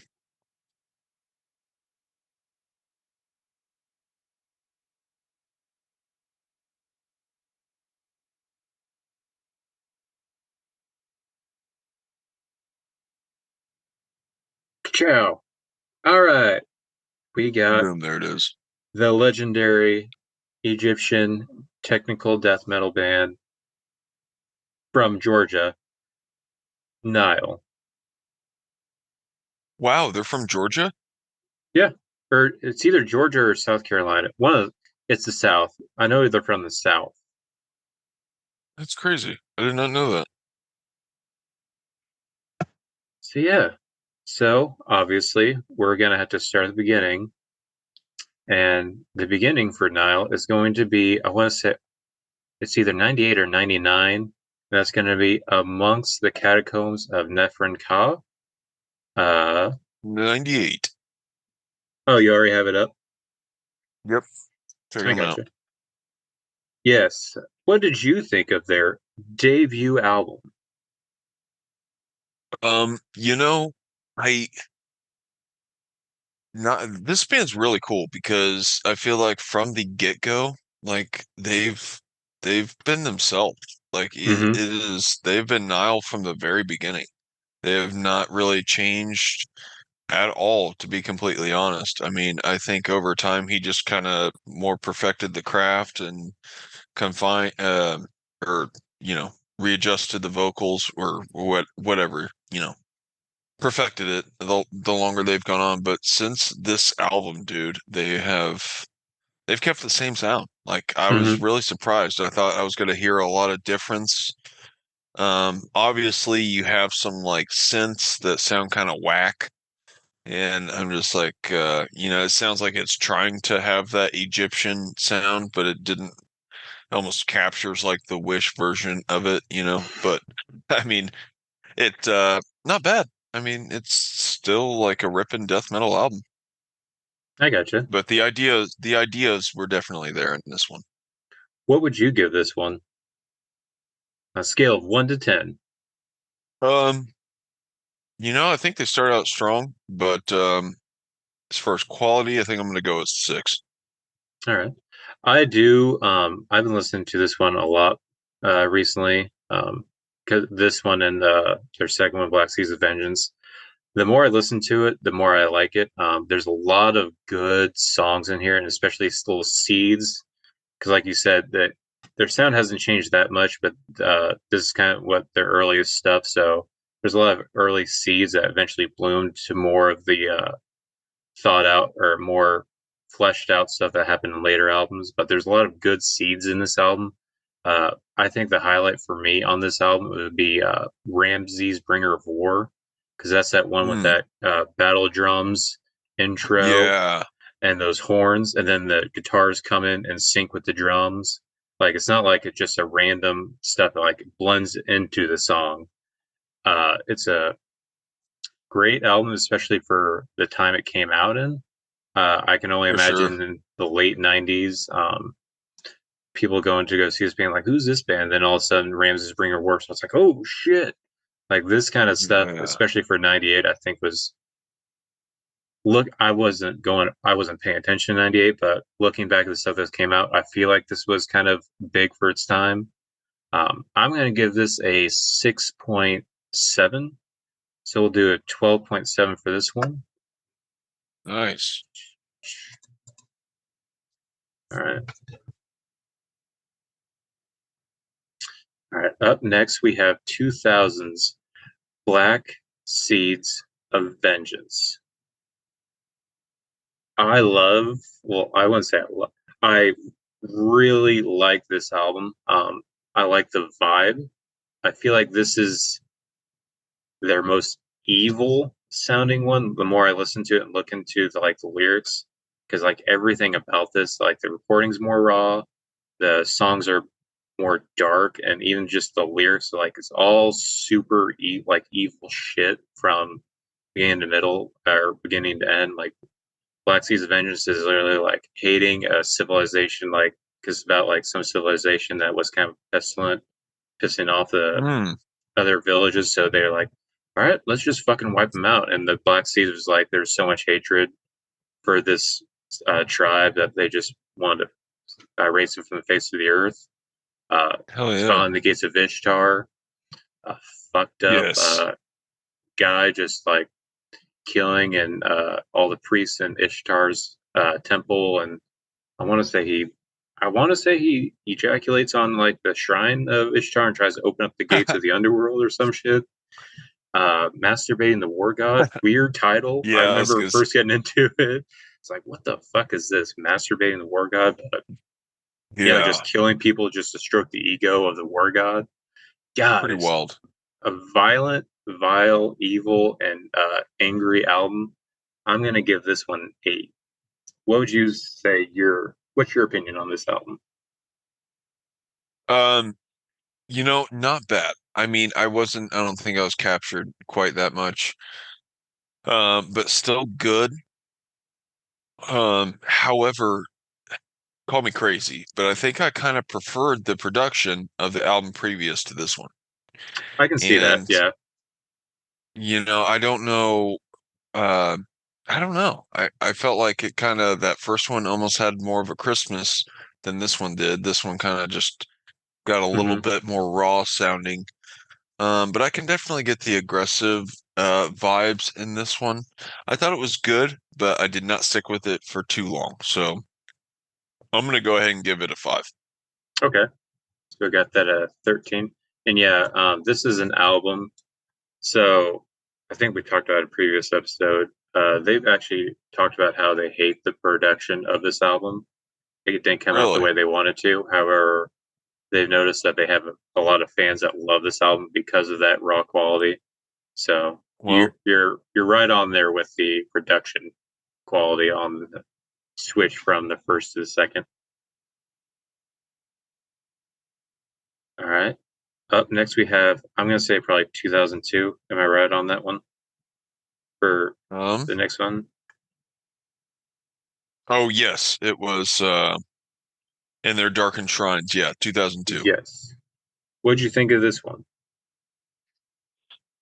This one was not bad, though I didn't feel like it had a signature song. I just felt like it was kind of lacking. Like Mm-hmm. it just kind of all really meshed together. Nothing stood out crazy to me. Um, so I don't know, like Black Seeds of Vengeance, you at least have that chant, that song. Mm-hmm. And I'm pretty sure they played that when we saw them live, didn't they? Yep. Yeah, because I have the Yeah, set list right over here. Yeah, they played that's what I thought. Black Seeds, Defiling the Gates of Ishtar.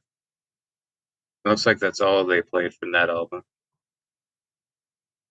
Actually, But they yeah. ended with Black Seeds. Oh, really? Mm-hmm. I thought so. I thought the big chant was like it was like a huge moment Mm-hmm. for that whole place. So that was really cool. But yeah, this one I don't know. I didn't. and no songs really capture me, to be that honest, as much as the previous ones even. So for those reasons, I'm going to give it a probably a 4.5. I mean, they're still doing Nile, still sounds like Nile, but didn't draw me in. What'd you think? I'm kind of of the same mindset. It's not that it's bad. I think it's actually pretty good. I feel like my problem is that it's kind of caught in between two of my favorite albums by this band. There is some good qualities of this album. I do like Blessed Dead. Then you have the big tracks on this album as would be Sarcophagus and Unis. Is it the God Slayer, the Slayer of the Gods? Um, Slayer of the Gods. That song yeah, is actually cool. Okay, I'm sorry. I I take back what I said. I do remember looking at my song for the title of that track. So I guess I lied. But yeah. but you're right. It is one of those albums that is in this discography. It's one of those albums you kind of forget and kind of go past because there isn't that much memorable parts of this album. So for that, I'm gonna give it a 5. You give it what, a 4? Yes. Or 4.5. Okay, so we're gonna be at 9.5. Yeah, even looking at the set list, it looked like they only played Sarcophagus from this one. So, and like I said, it's literally between two of their like classic albums from their old period. And I feel like this is kind of because so Black Seas Vengeance was their first album with their singer guitarist Dallas Wade. I think that's his Mm. name. And this one, it has him on it, but it's not this. It's not the Nile that kind of became the classic Nile that eventually became later. So it's Do still you kind know, of was he so that was the dude that took over like the yeah, like kind that of kind like of the shit? main vocalist kind of guy. And I feel like his vocals kind So of changed more in this one too. okay, now I'm sorry. Did you say he came in to the band on this album, or has he already No, been in the band at this it was point? the previous album, and this was the album after. This was his second album with the band. Okay. Because so in my for me, in my opinion, just from what I love about Nile, there's a from my opinion, there was three main um, musicians when it came to Nile. Like bassist was kind of in and out; they always got a new bassist. For me, it's Hmm. always been Carl Sanders, who's For who sure. is He's Nile. the Inception. Yeah. Yeah. Then you have Dallas Wade, not in the band anymore, Word. but I feel like he was a staple. And then George Colias, their Greek freak of a drummer, but he didn't come until the album after this. So I feel like this is kind of one of those like right before they really hit their stride. Hmm. So with that, obviously we're kind of hyping up this next album, and that is going to be I want to say probably 2004 or 2005's. 2005, Annihilation of the Wicked. Yes, another classic. Um, yeah, this has like their two. If you want to go to their Absolute old stuff, fucking banger of an album, yes, if I might say. especially when it comes to because remember when I first got into Nile, this was the album I went to because it had their two easiest songs to get into if you're wanting to get into Nile with "Cast Down the Heretic" and "Sacrifice unto Sebek." It's Yes, hell yeah. it's kind of a classic. If you want think Nile, this is like classic Nile. This is the album you go to. A lot of great songs on this one. Um, Hmm. so Hell yes. yeah, 'cause I was listening to This it the is other day. this is one of my favorites in the fucking discography. I Mm-hmm. mean, it's maybe it was the incorporation of George Class, like you said, that they brought in a groove element that was very strong on this album. And, it's interesting because, uh, damn it, Carl Sanders. So like obviously I think it's pretty obvious he's the main writer of Nile, but the synchronicity of the drummer and the guitars on this album, like they just hit some fucking wicked grooves. And on the song in particular, user Matt Ray, or Matt Ray, or however the fuck you pronounce that. It's the song right after Sacrifice into Seabook, and it's dude, they just bound dun bound dun dun dun dun dun dun dun dun dun dun dun dun dun. It's just wicked. I mean it's just it once I heard that I was hooked.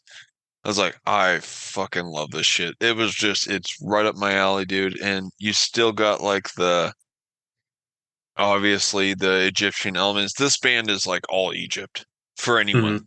If you don't know Nile, but I mean, I assume if you're listening to this podcast, you know Nile. But um, so it's just it was almost like a new kind of Nile compared to the like the previous three albums, where it's just ripping fast. They don't really slow down much. This one kind of slows it down for the first time, and it's just like super attention grabbing for me. Um, but Sacrifice Unto Seabook, it's like that is also one of my all-time favorite Nile songs. I think my first discovery of Nile, if I remember correctly, and it was through watching the video.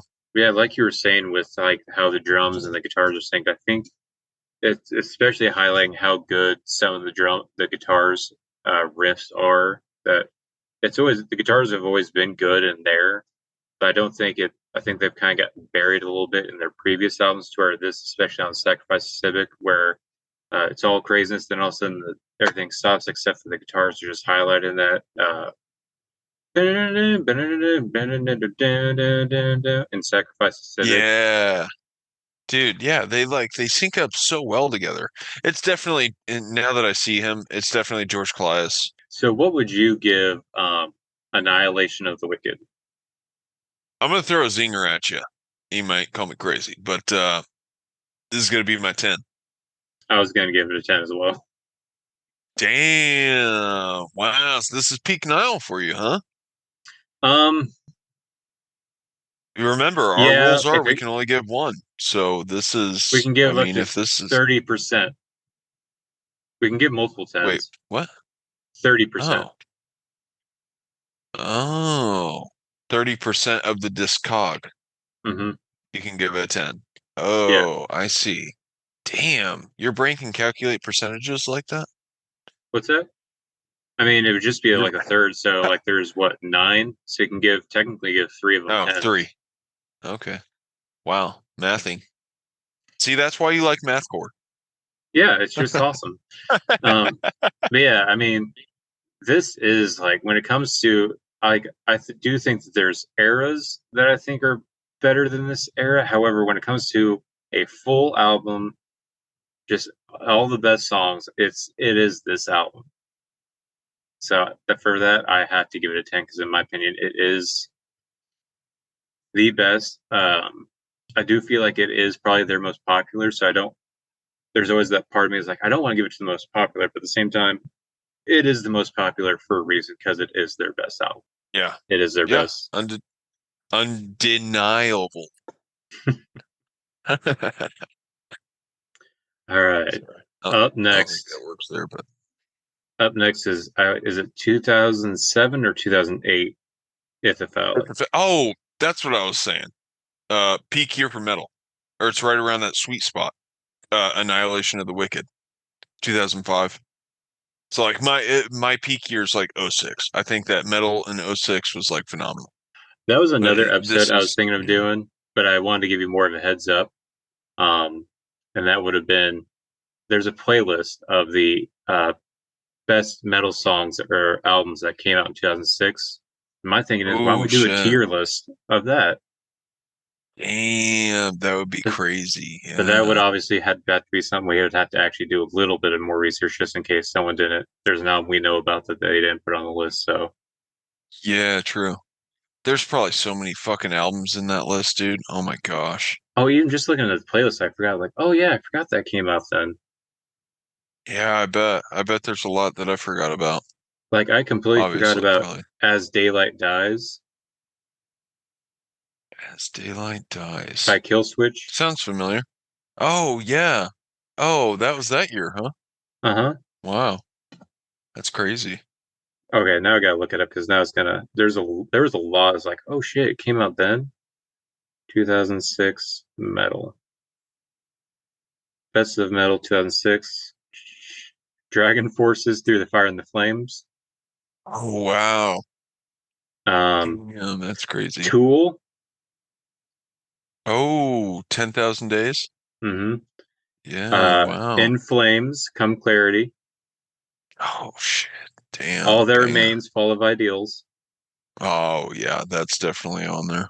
Under Oaths, Define the Great Line. Oh, well. Hate Breed Supremacy. Yes, that was huge. Deftones, Saturday Night Wrist. Yeah. I like that album. They don't get a lot of credit for that one, but I liked it. There's even more. We'll get into this. Oh, I gotta mention this one because I know you love this band. Dissection. Oh, Rain Chaos. Mm-hmm. Oh, yeah. Dude, I love that album too. Oh my gosh. Wow, what a year. Oh yeah. Once you see Super this good. list, it's gonna be like, oh man, that came out that year. So yeah, we'll have to do an episode. I'll send you the list, or yeah, I'll send you a link to this playlist, and then we'll have to find some more. That would be an episode we Hell could yeah. talk about.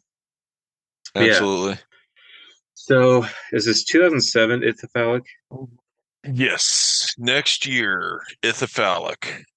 Um, Um, what's your I thoughts on was this one? definitely I was definitely on the Nile train. I was ready for the hype on this one. I was awaiting this release. Um, I like it. Um, Eat of the Dead really sticks out to me. Mm-hmm. Mm. I think there's a lot of good songs on it. As he creates, so he destroys. Um, Papyrus containing the smell to preserve its possessor against attacks. Sorry, I'm just watching as it scrolls by. From who from he who is in the water. I wonder where this came from. Like, where did this ridiculous title come from? I would love to crack the brain of Carl Sanders. I'm assuming Carl Sanders is the writer of the lyrics too, right? Yeah, I think so. Because he's like I'm huge into almost thinking Egyptian so. stuff. Yeah. Is this guy like a fucking historian? I want to say he is. I think Because I he even try is. to, with like the liner notes, I've tried to look into it, and some of the stuff I can't find. So I've even tried to look on Reddit. Some people are saying he's just making it up, but then I look at some of his book recommendations, like, oh, maybe he's getting it from this. He's getting Hmm.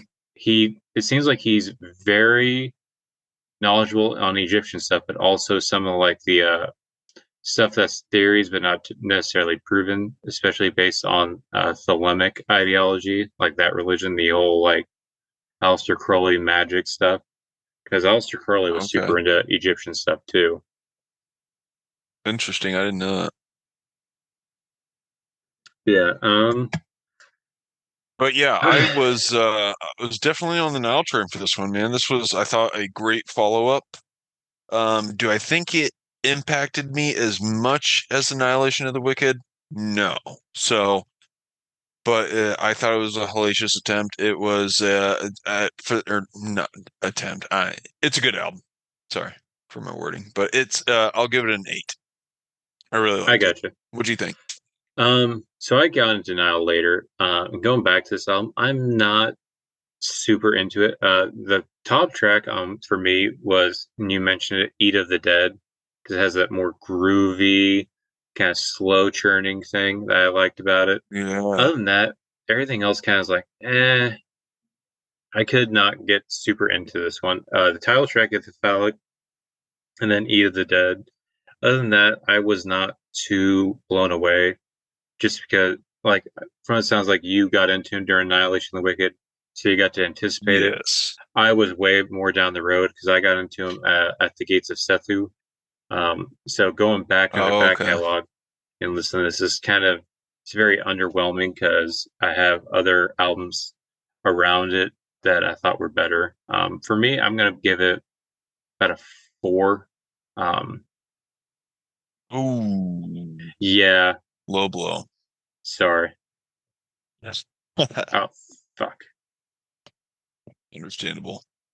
Hey, I hate to Uh, do this to you. Gotta take a you pee gotta pee. pee? So do I. Yep.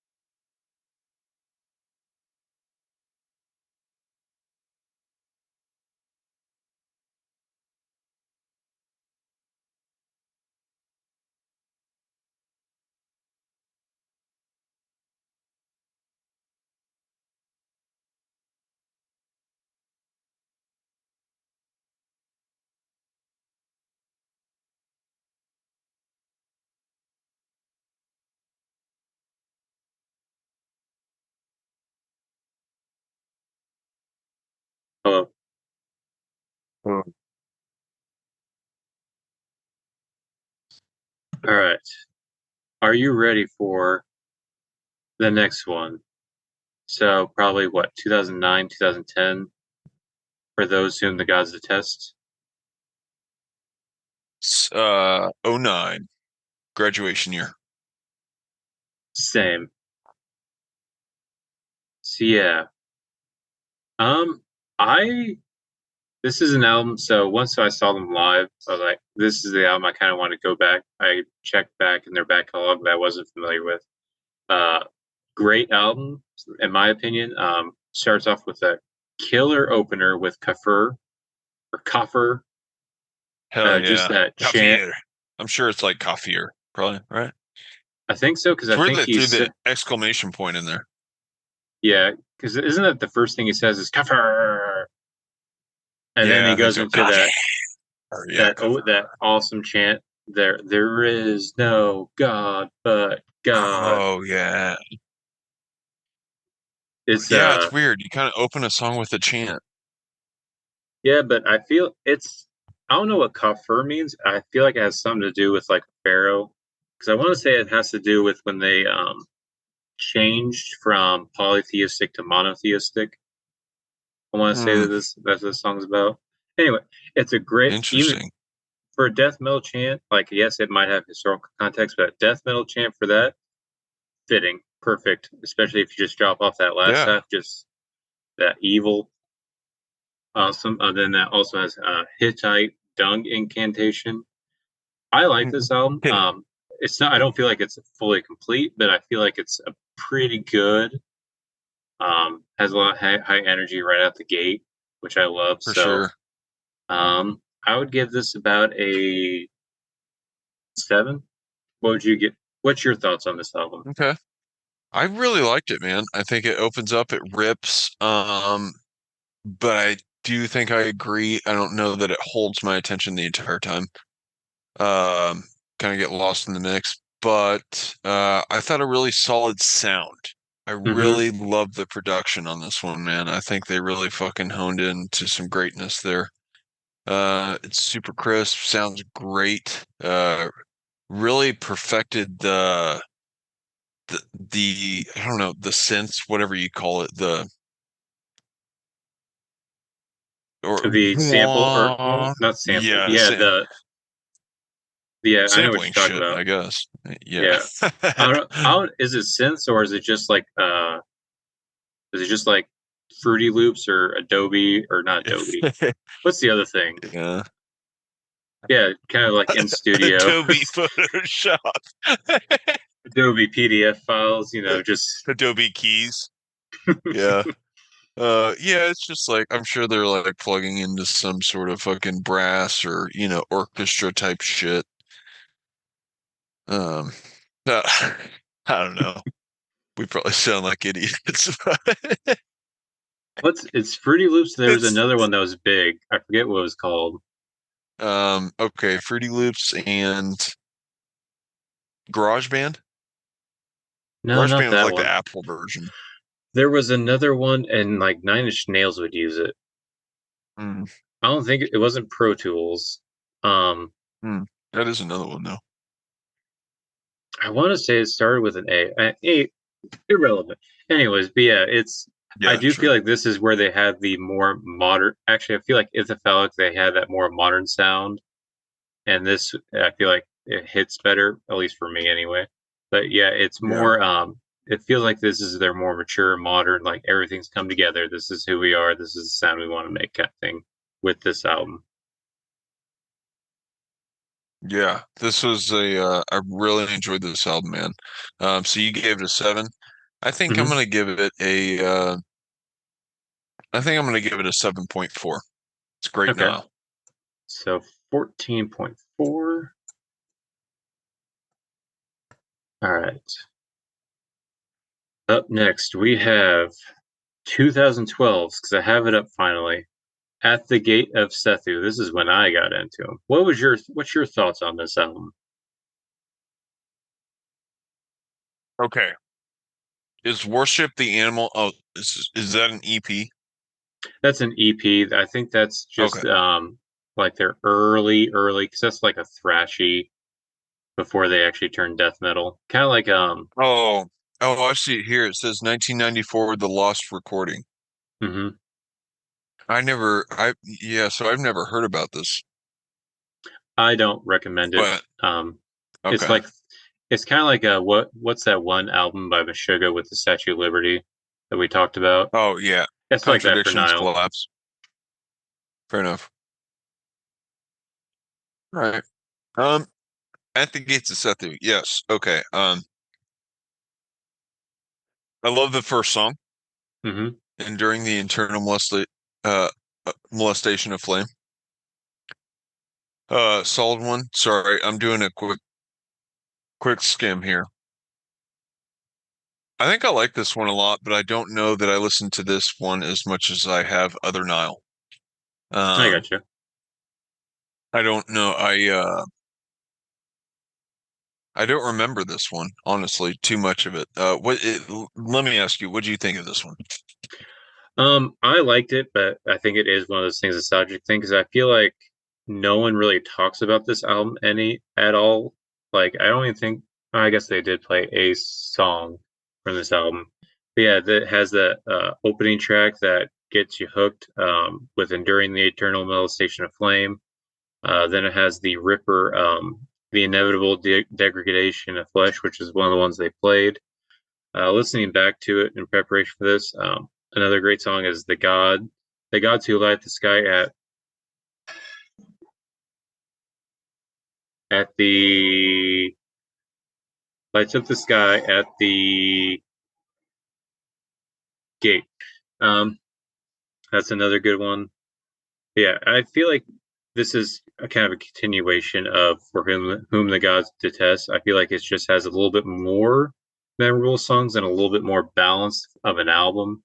To whereas For Whom the Gods Detest kind of teeters off about midway. To where this one, There is some like kind of more boring parts, but at least the songs that are good are kind of more spread out to where it does make you want to go throughout the album more. And obviously, none of them hit as hard as Kafir, but I feel like the good songs uh, do balance out more to where there is. I feel like it is slightly better, in my opinion, than for Whom the Gods Detest. So for me, I'm going to give this a 7.5. Okay. I think I'm going to give this one the sound is still it's superb. Still obviously Nile. I'm gonna give this one an A7. Okay. So 7.5 and a 7. So just slightly above. I'll have to.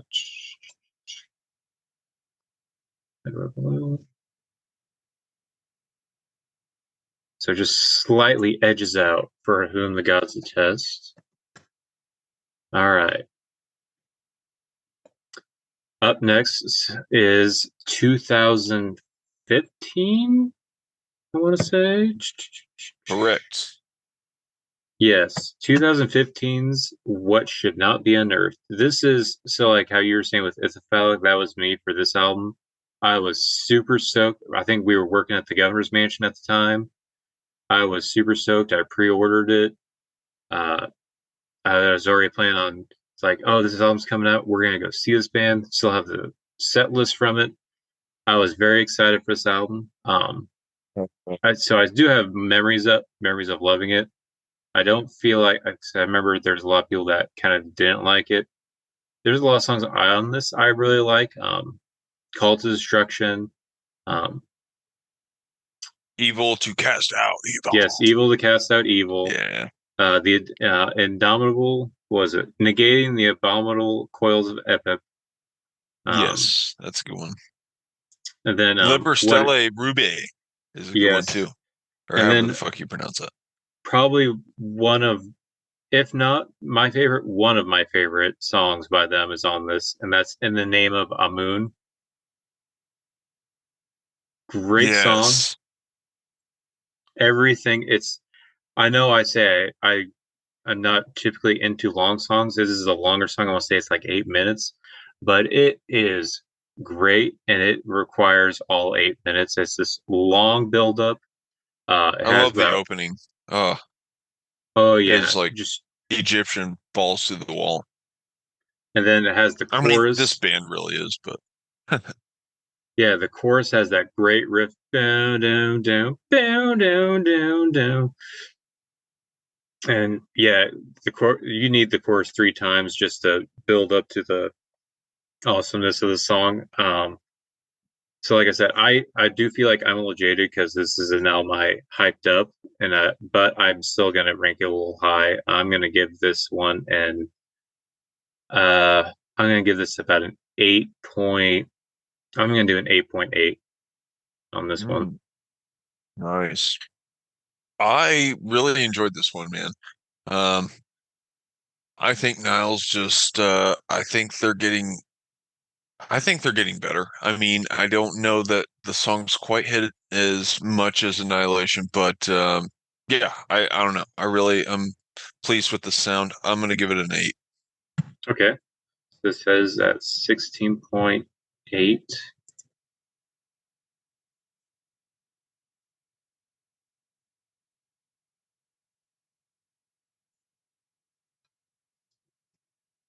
All right,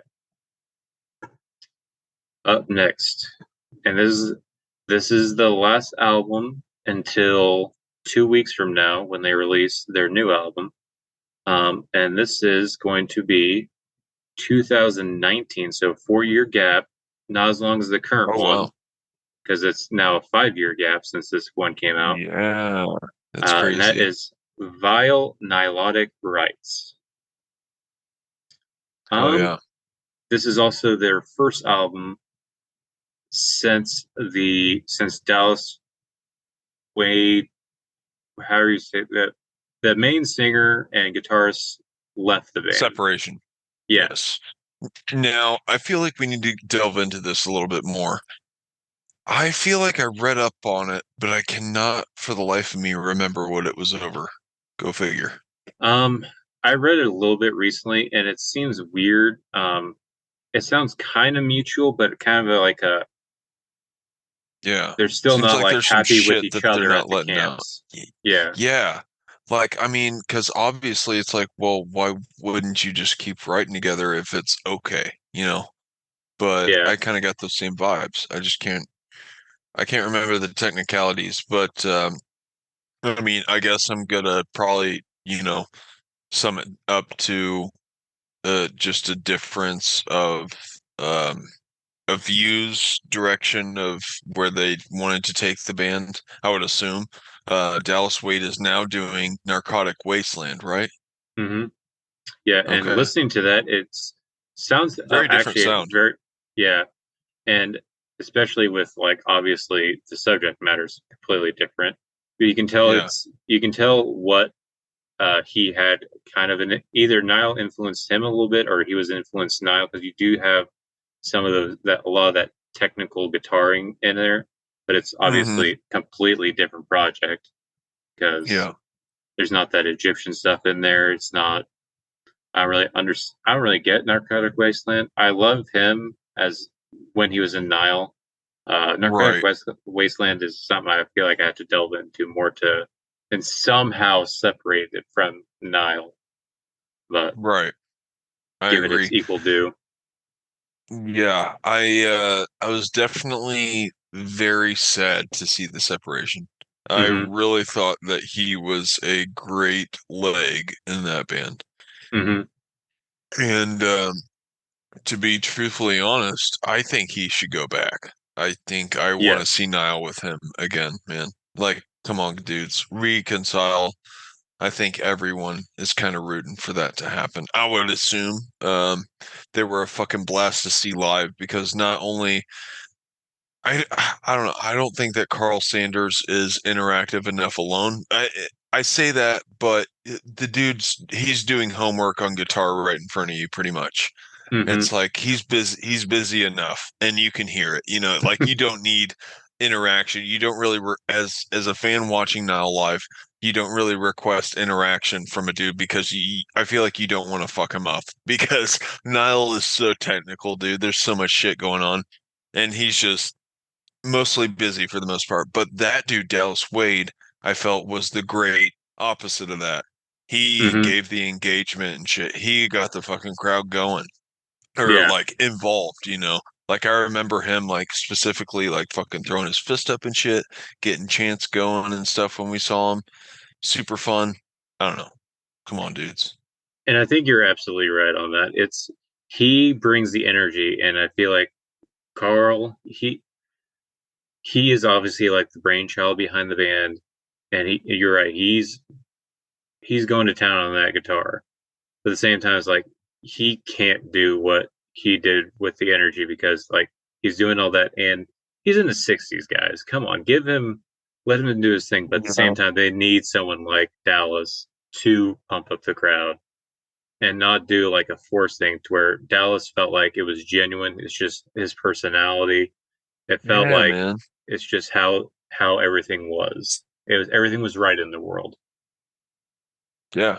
Great vibes, dude. That was a hell of a show. I'm so glad we got to see him when we did hmm because I never would have saw that coming. I thought that he was a foundation that was never going to be a part of hmm or part from Nile. So it was a crazy turn of events, but lo and behold, Vile Melodic Rights still sounds like Nile. And hmm I think that's living proof that Carl Sanders is the mastermind and most main writer of Nile. Still sounds solid. Um, do we have huge hits like as much as Annihilation for me? No. But the sound super crisp. I think it's well developed at this point. Phenomenal effects. They're capturing the Egypt vibes, really well still. So it's I think I'd still give it I'd probably give this one an 8.5. I gotcha. Yeah, it's one of those things that the Dallas situation kind of left a sour taste in my mouth. Uh, it's not like I blame Nile for anything, but it's just one of those sad things. Like almost like well, my uncle's not there. Why would I want to go thing? But it's still Nile, so it's like the going back to like I feel like I don't like this album, but then I listened to it, like there's actually some good songs on there, like the title track "Vile Nylock Rides," Seven Horns of War. Uh, like the first 5 minutes, like yeah, this is a typical Nile song. Then it has this break, and then it turns into the horns, builds up, and then it comes back again, even more punishing. Towards like okay, this does make it more memorable. Snake Pit, Mating Frenzy, Thus saith Parasites of the Mind. As much as like it left sour taste in my mouth, it's still a pretty good album. It's obviously not as memorable as Annihilation of the Wicked or Black Seeds of Vengeance or um, What Should Not Be Unearthed, but it's still a very good Nile album. I would give this probably a 7. Let's do a 7.7. And you had what, an 8? You said Yeah, I gave it an 8. Yeah. so that puts this at a 15.7.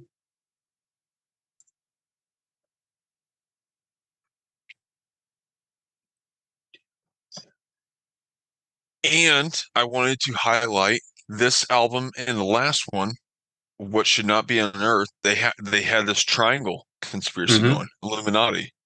I was Yep, like, and I want to ooh. say No, they killed it with the next one. But I do want to say, I think the new album almost has the exact same setup to where the pyramid is like, Oh, they do have a pyramid. Okay, I'll give you that. But it's the focus is like the spiral towards the pyramid around it, around the tip, just the tip. and yeah, it does look like it's almost like the similar album cover to where, so like these two, like the pyramid is like the tip is like the top of the album art, where the new one is kind of more the middle of the album. But Yeah, yeah, it's almost I these two are almost the exact same album cover, so where this one's almost farther back.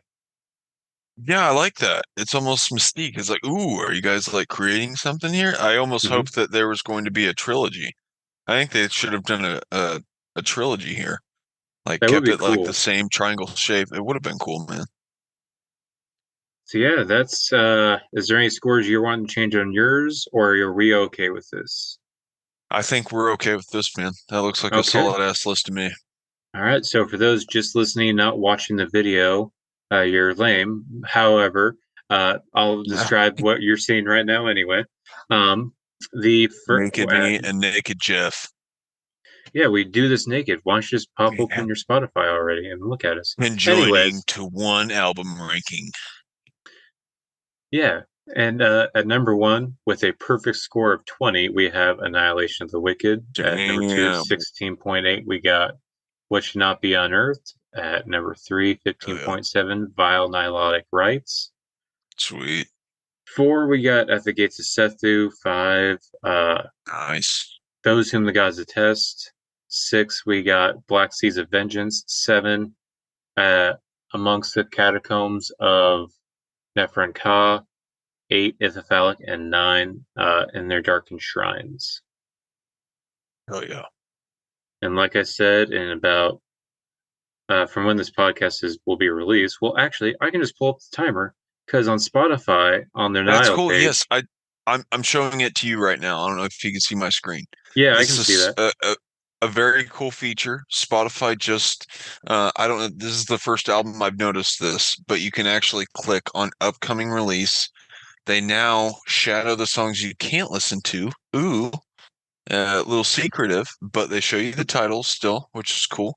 And then it shows you when the album comes out August 23rd. So we got 14 days, the timer says, 22 hours, 22 minutes, and 28 seconds. 27, 26, And 25, you can 24, pre-save the album. 23. Yeah. Yes, you could pre-save it too. And but yeah, cool feature on the Spotify. If you're not on the Spotify train, Josh. And dude does YouTube music. Like, come on. YouTube music of all apps? Are you kidding me? I want Like, to say, isn't why? Spotify free with ads? Kind of like Hulu. Uh, no, see, I think it's like random. It's limited. I don't think you can listen to a Oh, specific song. oh, okay.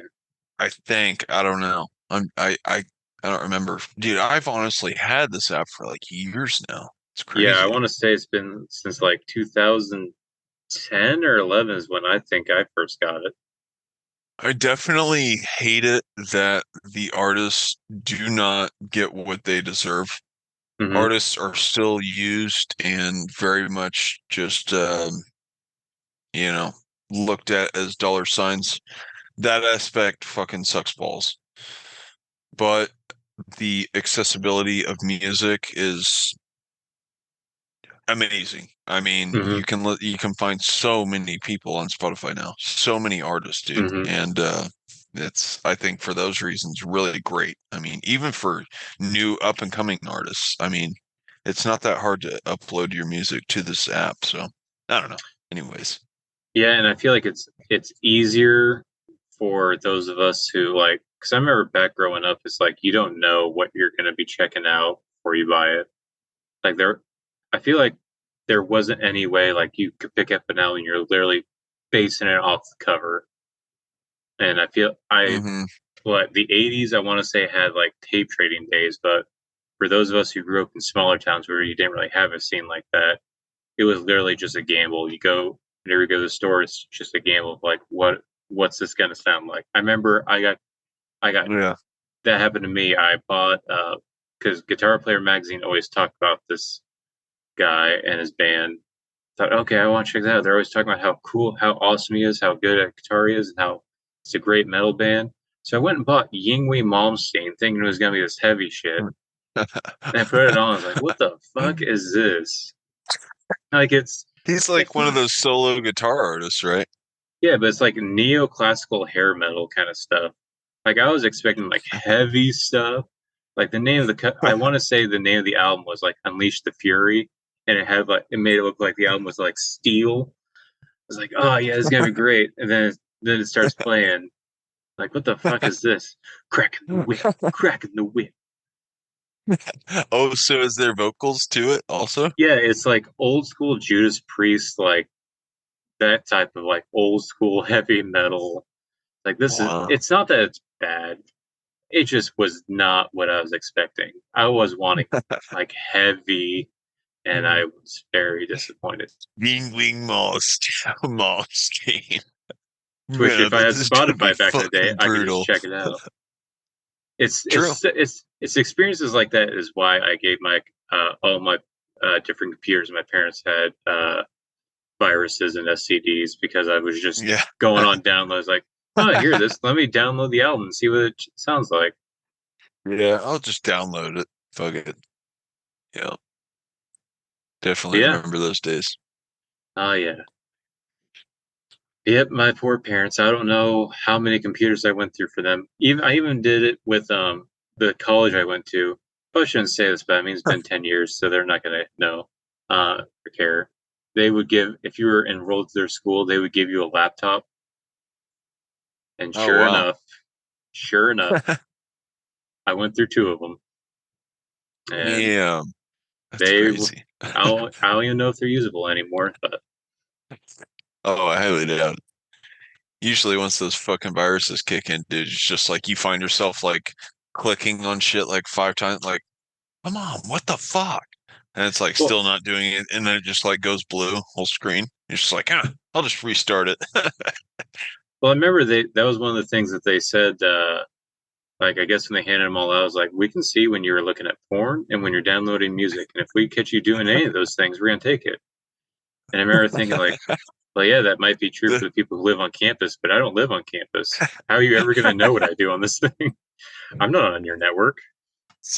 the first time you watch porn and jerked off, the next time you like walk in, you're just like, let's see who noticed. Don't see you saying anything. Yeah, looks like I got away with it. Looks like I'm jerking off tonight. Take a school, take your student loans. Yeah. Uh, that's hilarious. So, anyways, everyone, that's Nile.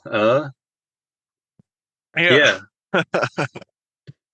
Yeah. Perfect, perfect name. I just gotta say for a band that wants to base all their shit around Egypt, they Hmm. capture it, man. They encapsulate the whole theme. And like I said, dude, that's been the coolest thing about this band. That's why, I'm not gonna give very many bands a 10, but like it's just not like, ooh, a 10 for me is like anything. But it's just the fact that like Nile has been Nile since day one. I think that's Hmm. just really cool. The first album, like they come out swinging, it's like they know what they wanted to do from the get-go. For that, I mean, I wanted to give that band more respect than many others. Yeah. Because they didn't really have, anything to um, figure out. They already had it figured out from day one. So I don't know. I just thought that was really cool. But yeah, hell yeah, dude. Yeah. That was fucking awesome. Hope we can catch him again. Yep. Hopefully, and I think it's January. I think that's when they're Yes. coming Yeah. Yeah. with 6 feet under. Yeah, I'm all in for that show, dude. I think that's gonna Hmm. be fun as fuck. Oh yeah. Yes. So what should we do next time? Is it my turn? Did Your you pick? pick now? Okay. I think I might have picked now. I don't know. Um, oh, I do have a tour announcement that got recently announced. Oh, Um, yes, I think I seen one too. uh, we'll see if it's the same one. It might All be right. King Diamond. King Diamond, yeah. Oh, Yeah, I don't know the yeah. openers, but I saw he's going on tour. I was like, ooh, that's gonna be tempting. And I want to say So, it looks like he's teasing a new album finally. wow. Damn, it's been years for that dude, right? Oh yeah, because I want to say they came with a song like years ago, as like because I want to say they came with a new song around the time we saw them. Like what was it, Okay. Yeah, I think so. 2015 or 16? Yeah. Which Yeah, I think if you're dropping an album that many years late, it's got to be good. yeah, I but think same, I think he's maybe been sitting on material. Maybe he's just like, nah, this is shit. Nah, this is shit. This is shit. And like true. you do that for so many years, he's maybe like refined some songs and shit. And then he's just like, oh, this is it. And then so, you know, Yeah, maybe. yeah, and I know he's because as you probably have seen, he's very concept oriented, and I love concept albums. So hopefully, it's a good, spooky concept that he has coming up with Yeah. this one with some good Yeah. songs. Hell yeah, dude. That would be awesome. Yeah, that's already catching some interest. I see a lot of people already reacting to that show, responding to going and shit. So that's pretty sweet. Let's see who. Let's do an old. Um, I've been thinking For about the doing this sake of one. King Diamond. No. No, not that old. I want to keep it along lines of the death metal. Um, Okay. and I'm going to choose one of the big names and one of the founders. If death metal had a big four, I think they do. And I think this band's in there. And it's one I know you're somewhat familiar with them, so I know there's some albums you won't have to check out as much. They do have a lot. Um, Okay. so we could, if need be, we can always break it into chunks to where like this half, whatever. But that would be Cannibal Corpse. Oh man, what a death metal band for a death metal podcast. I can't say no to Cannibal Corpse. Hell yeah, I'm all in. All right. Absolutely.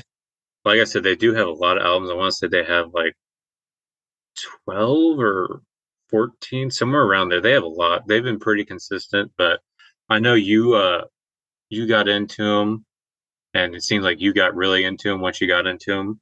So Oh yeah. I feel more comfortable as like, all right, they got a lot, but I know you're more comfortable with this one. So I don't want to give Hell yeah. you like, I don't want to do like, a death metal band that has a shit ton of albums that neither of us have listened much of. Like, I don't want to throw Bolt Thrower. I like Bolt Thrower, but I don't know their discography that well. I No, haven't checked out full albums, but so let's do I don't Cannibal either. Corpse. Hell yeah. Let's do it, dude. I'm all down for that, man. And that'll be cool. I'll have to do some research when I do this one because I'm gonna have to dissect the Chris Barnes era versus the Corpse Grinder. Or like, do you know off the top of your head was Chris Yes, Barnes really in there a prominent amount of years, or was it just a he small was amount of time? he was the first four albums. Okay. So The Bleeding was his last album. He left after that, and then Corpse Grinder came in, and his first album with them was Vile. And I Okay. want to say the first time he ever recorded with them, he was so nervous, like he kept hyping himself up, and then he went to the microphone and just screamed as hard as he could, and that's like the opening scream of the first song on Vile. Oh, okay. Hell yeah. So That's yeah, awesome, man. Yeah, I'm excited for that one. That'd be cool. yep, it'll be fun. And then all the others, like there's a lot of like shifting guitar players. You can try to pay attention to that. I don't know that one that well, but as for Okay. Chris Barnes and Corpse Grinder, it's first four albums are Chris, the rest are all Corpse Grinder. Okay. So Cool. Hell yeah, word yeah. Let's do it. Cannibal fucking Corpse. Sweet. all right, yeah, let's just stick to the albums. I think they have. I know they have at least one. They might have more.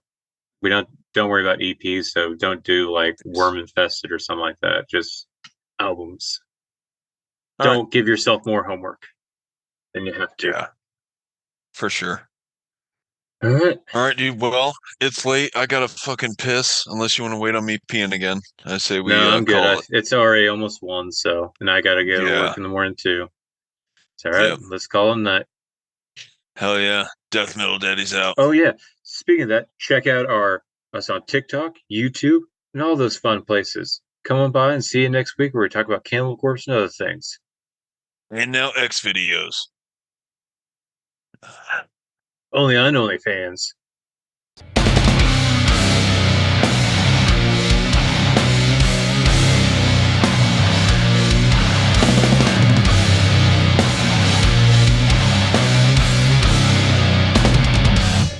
Hey, can I change my intro again?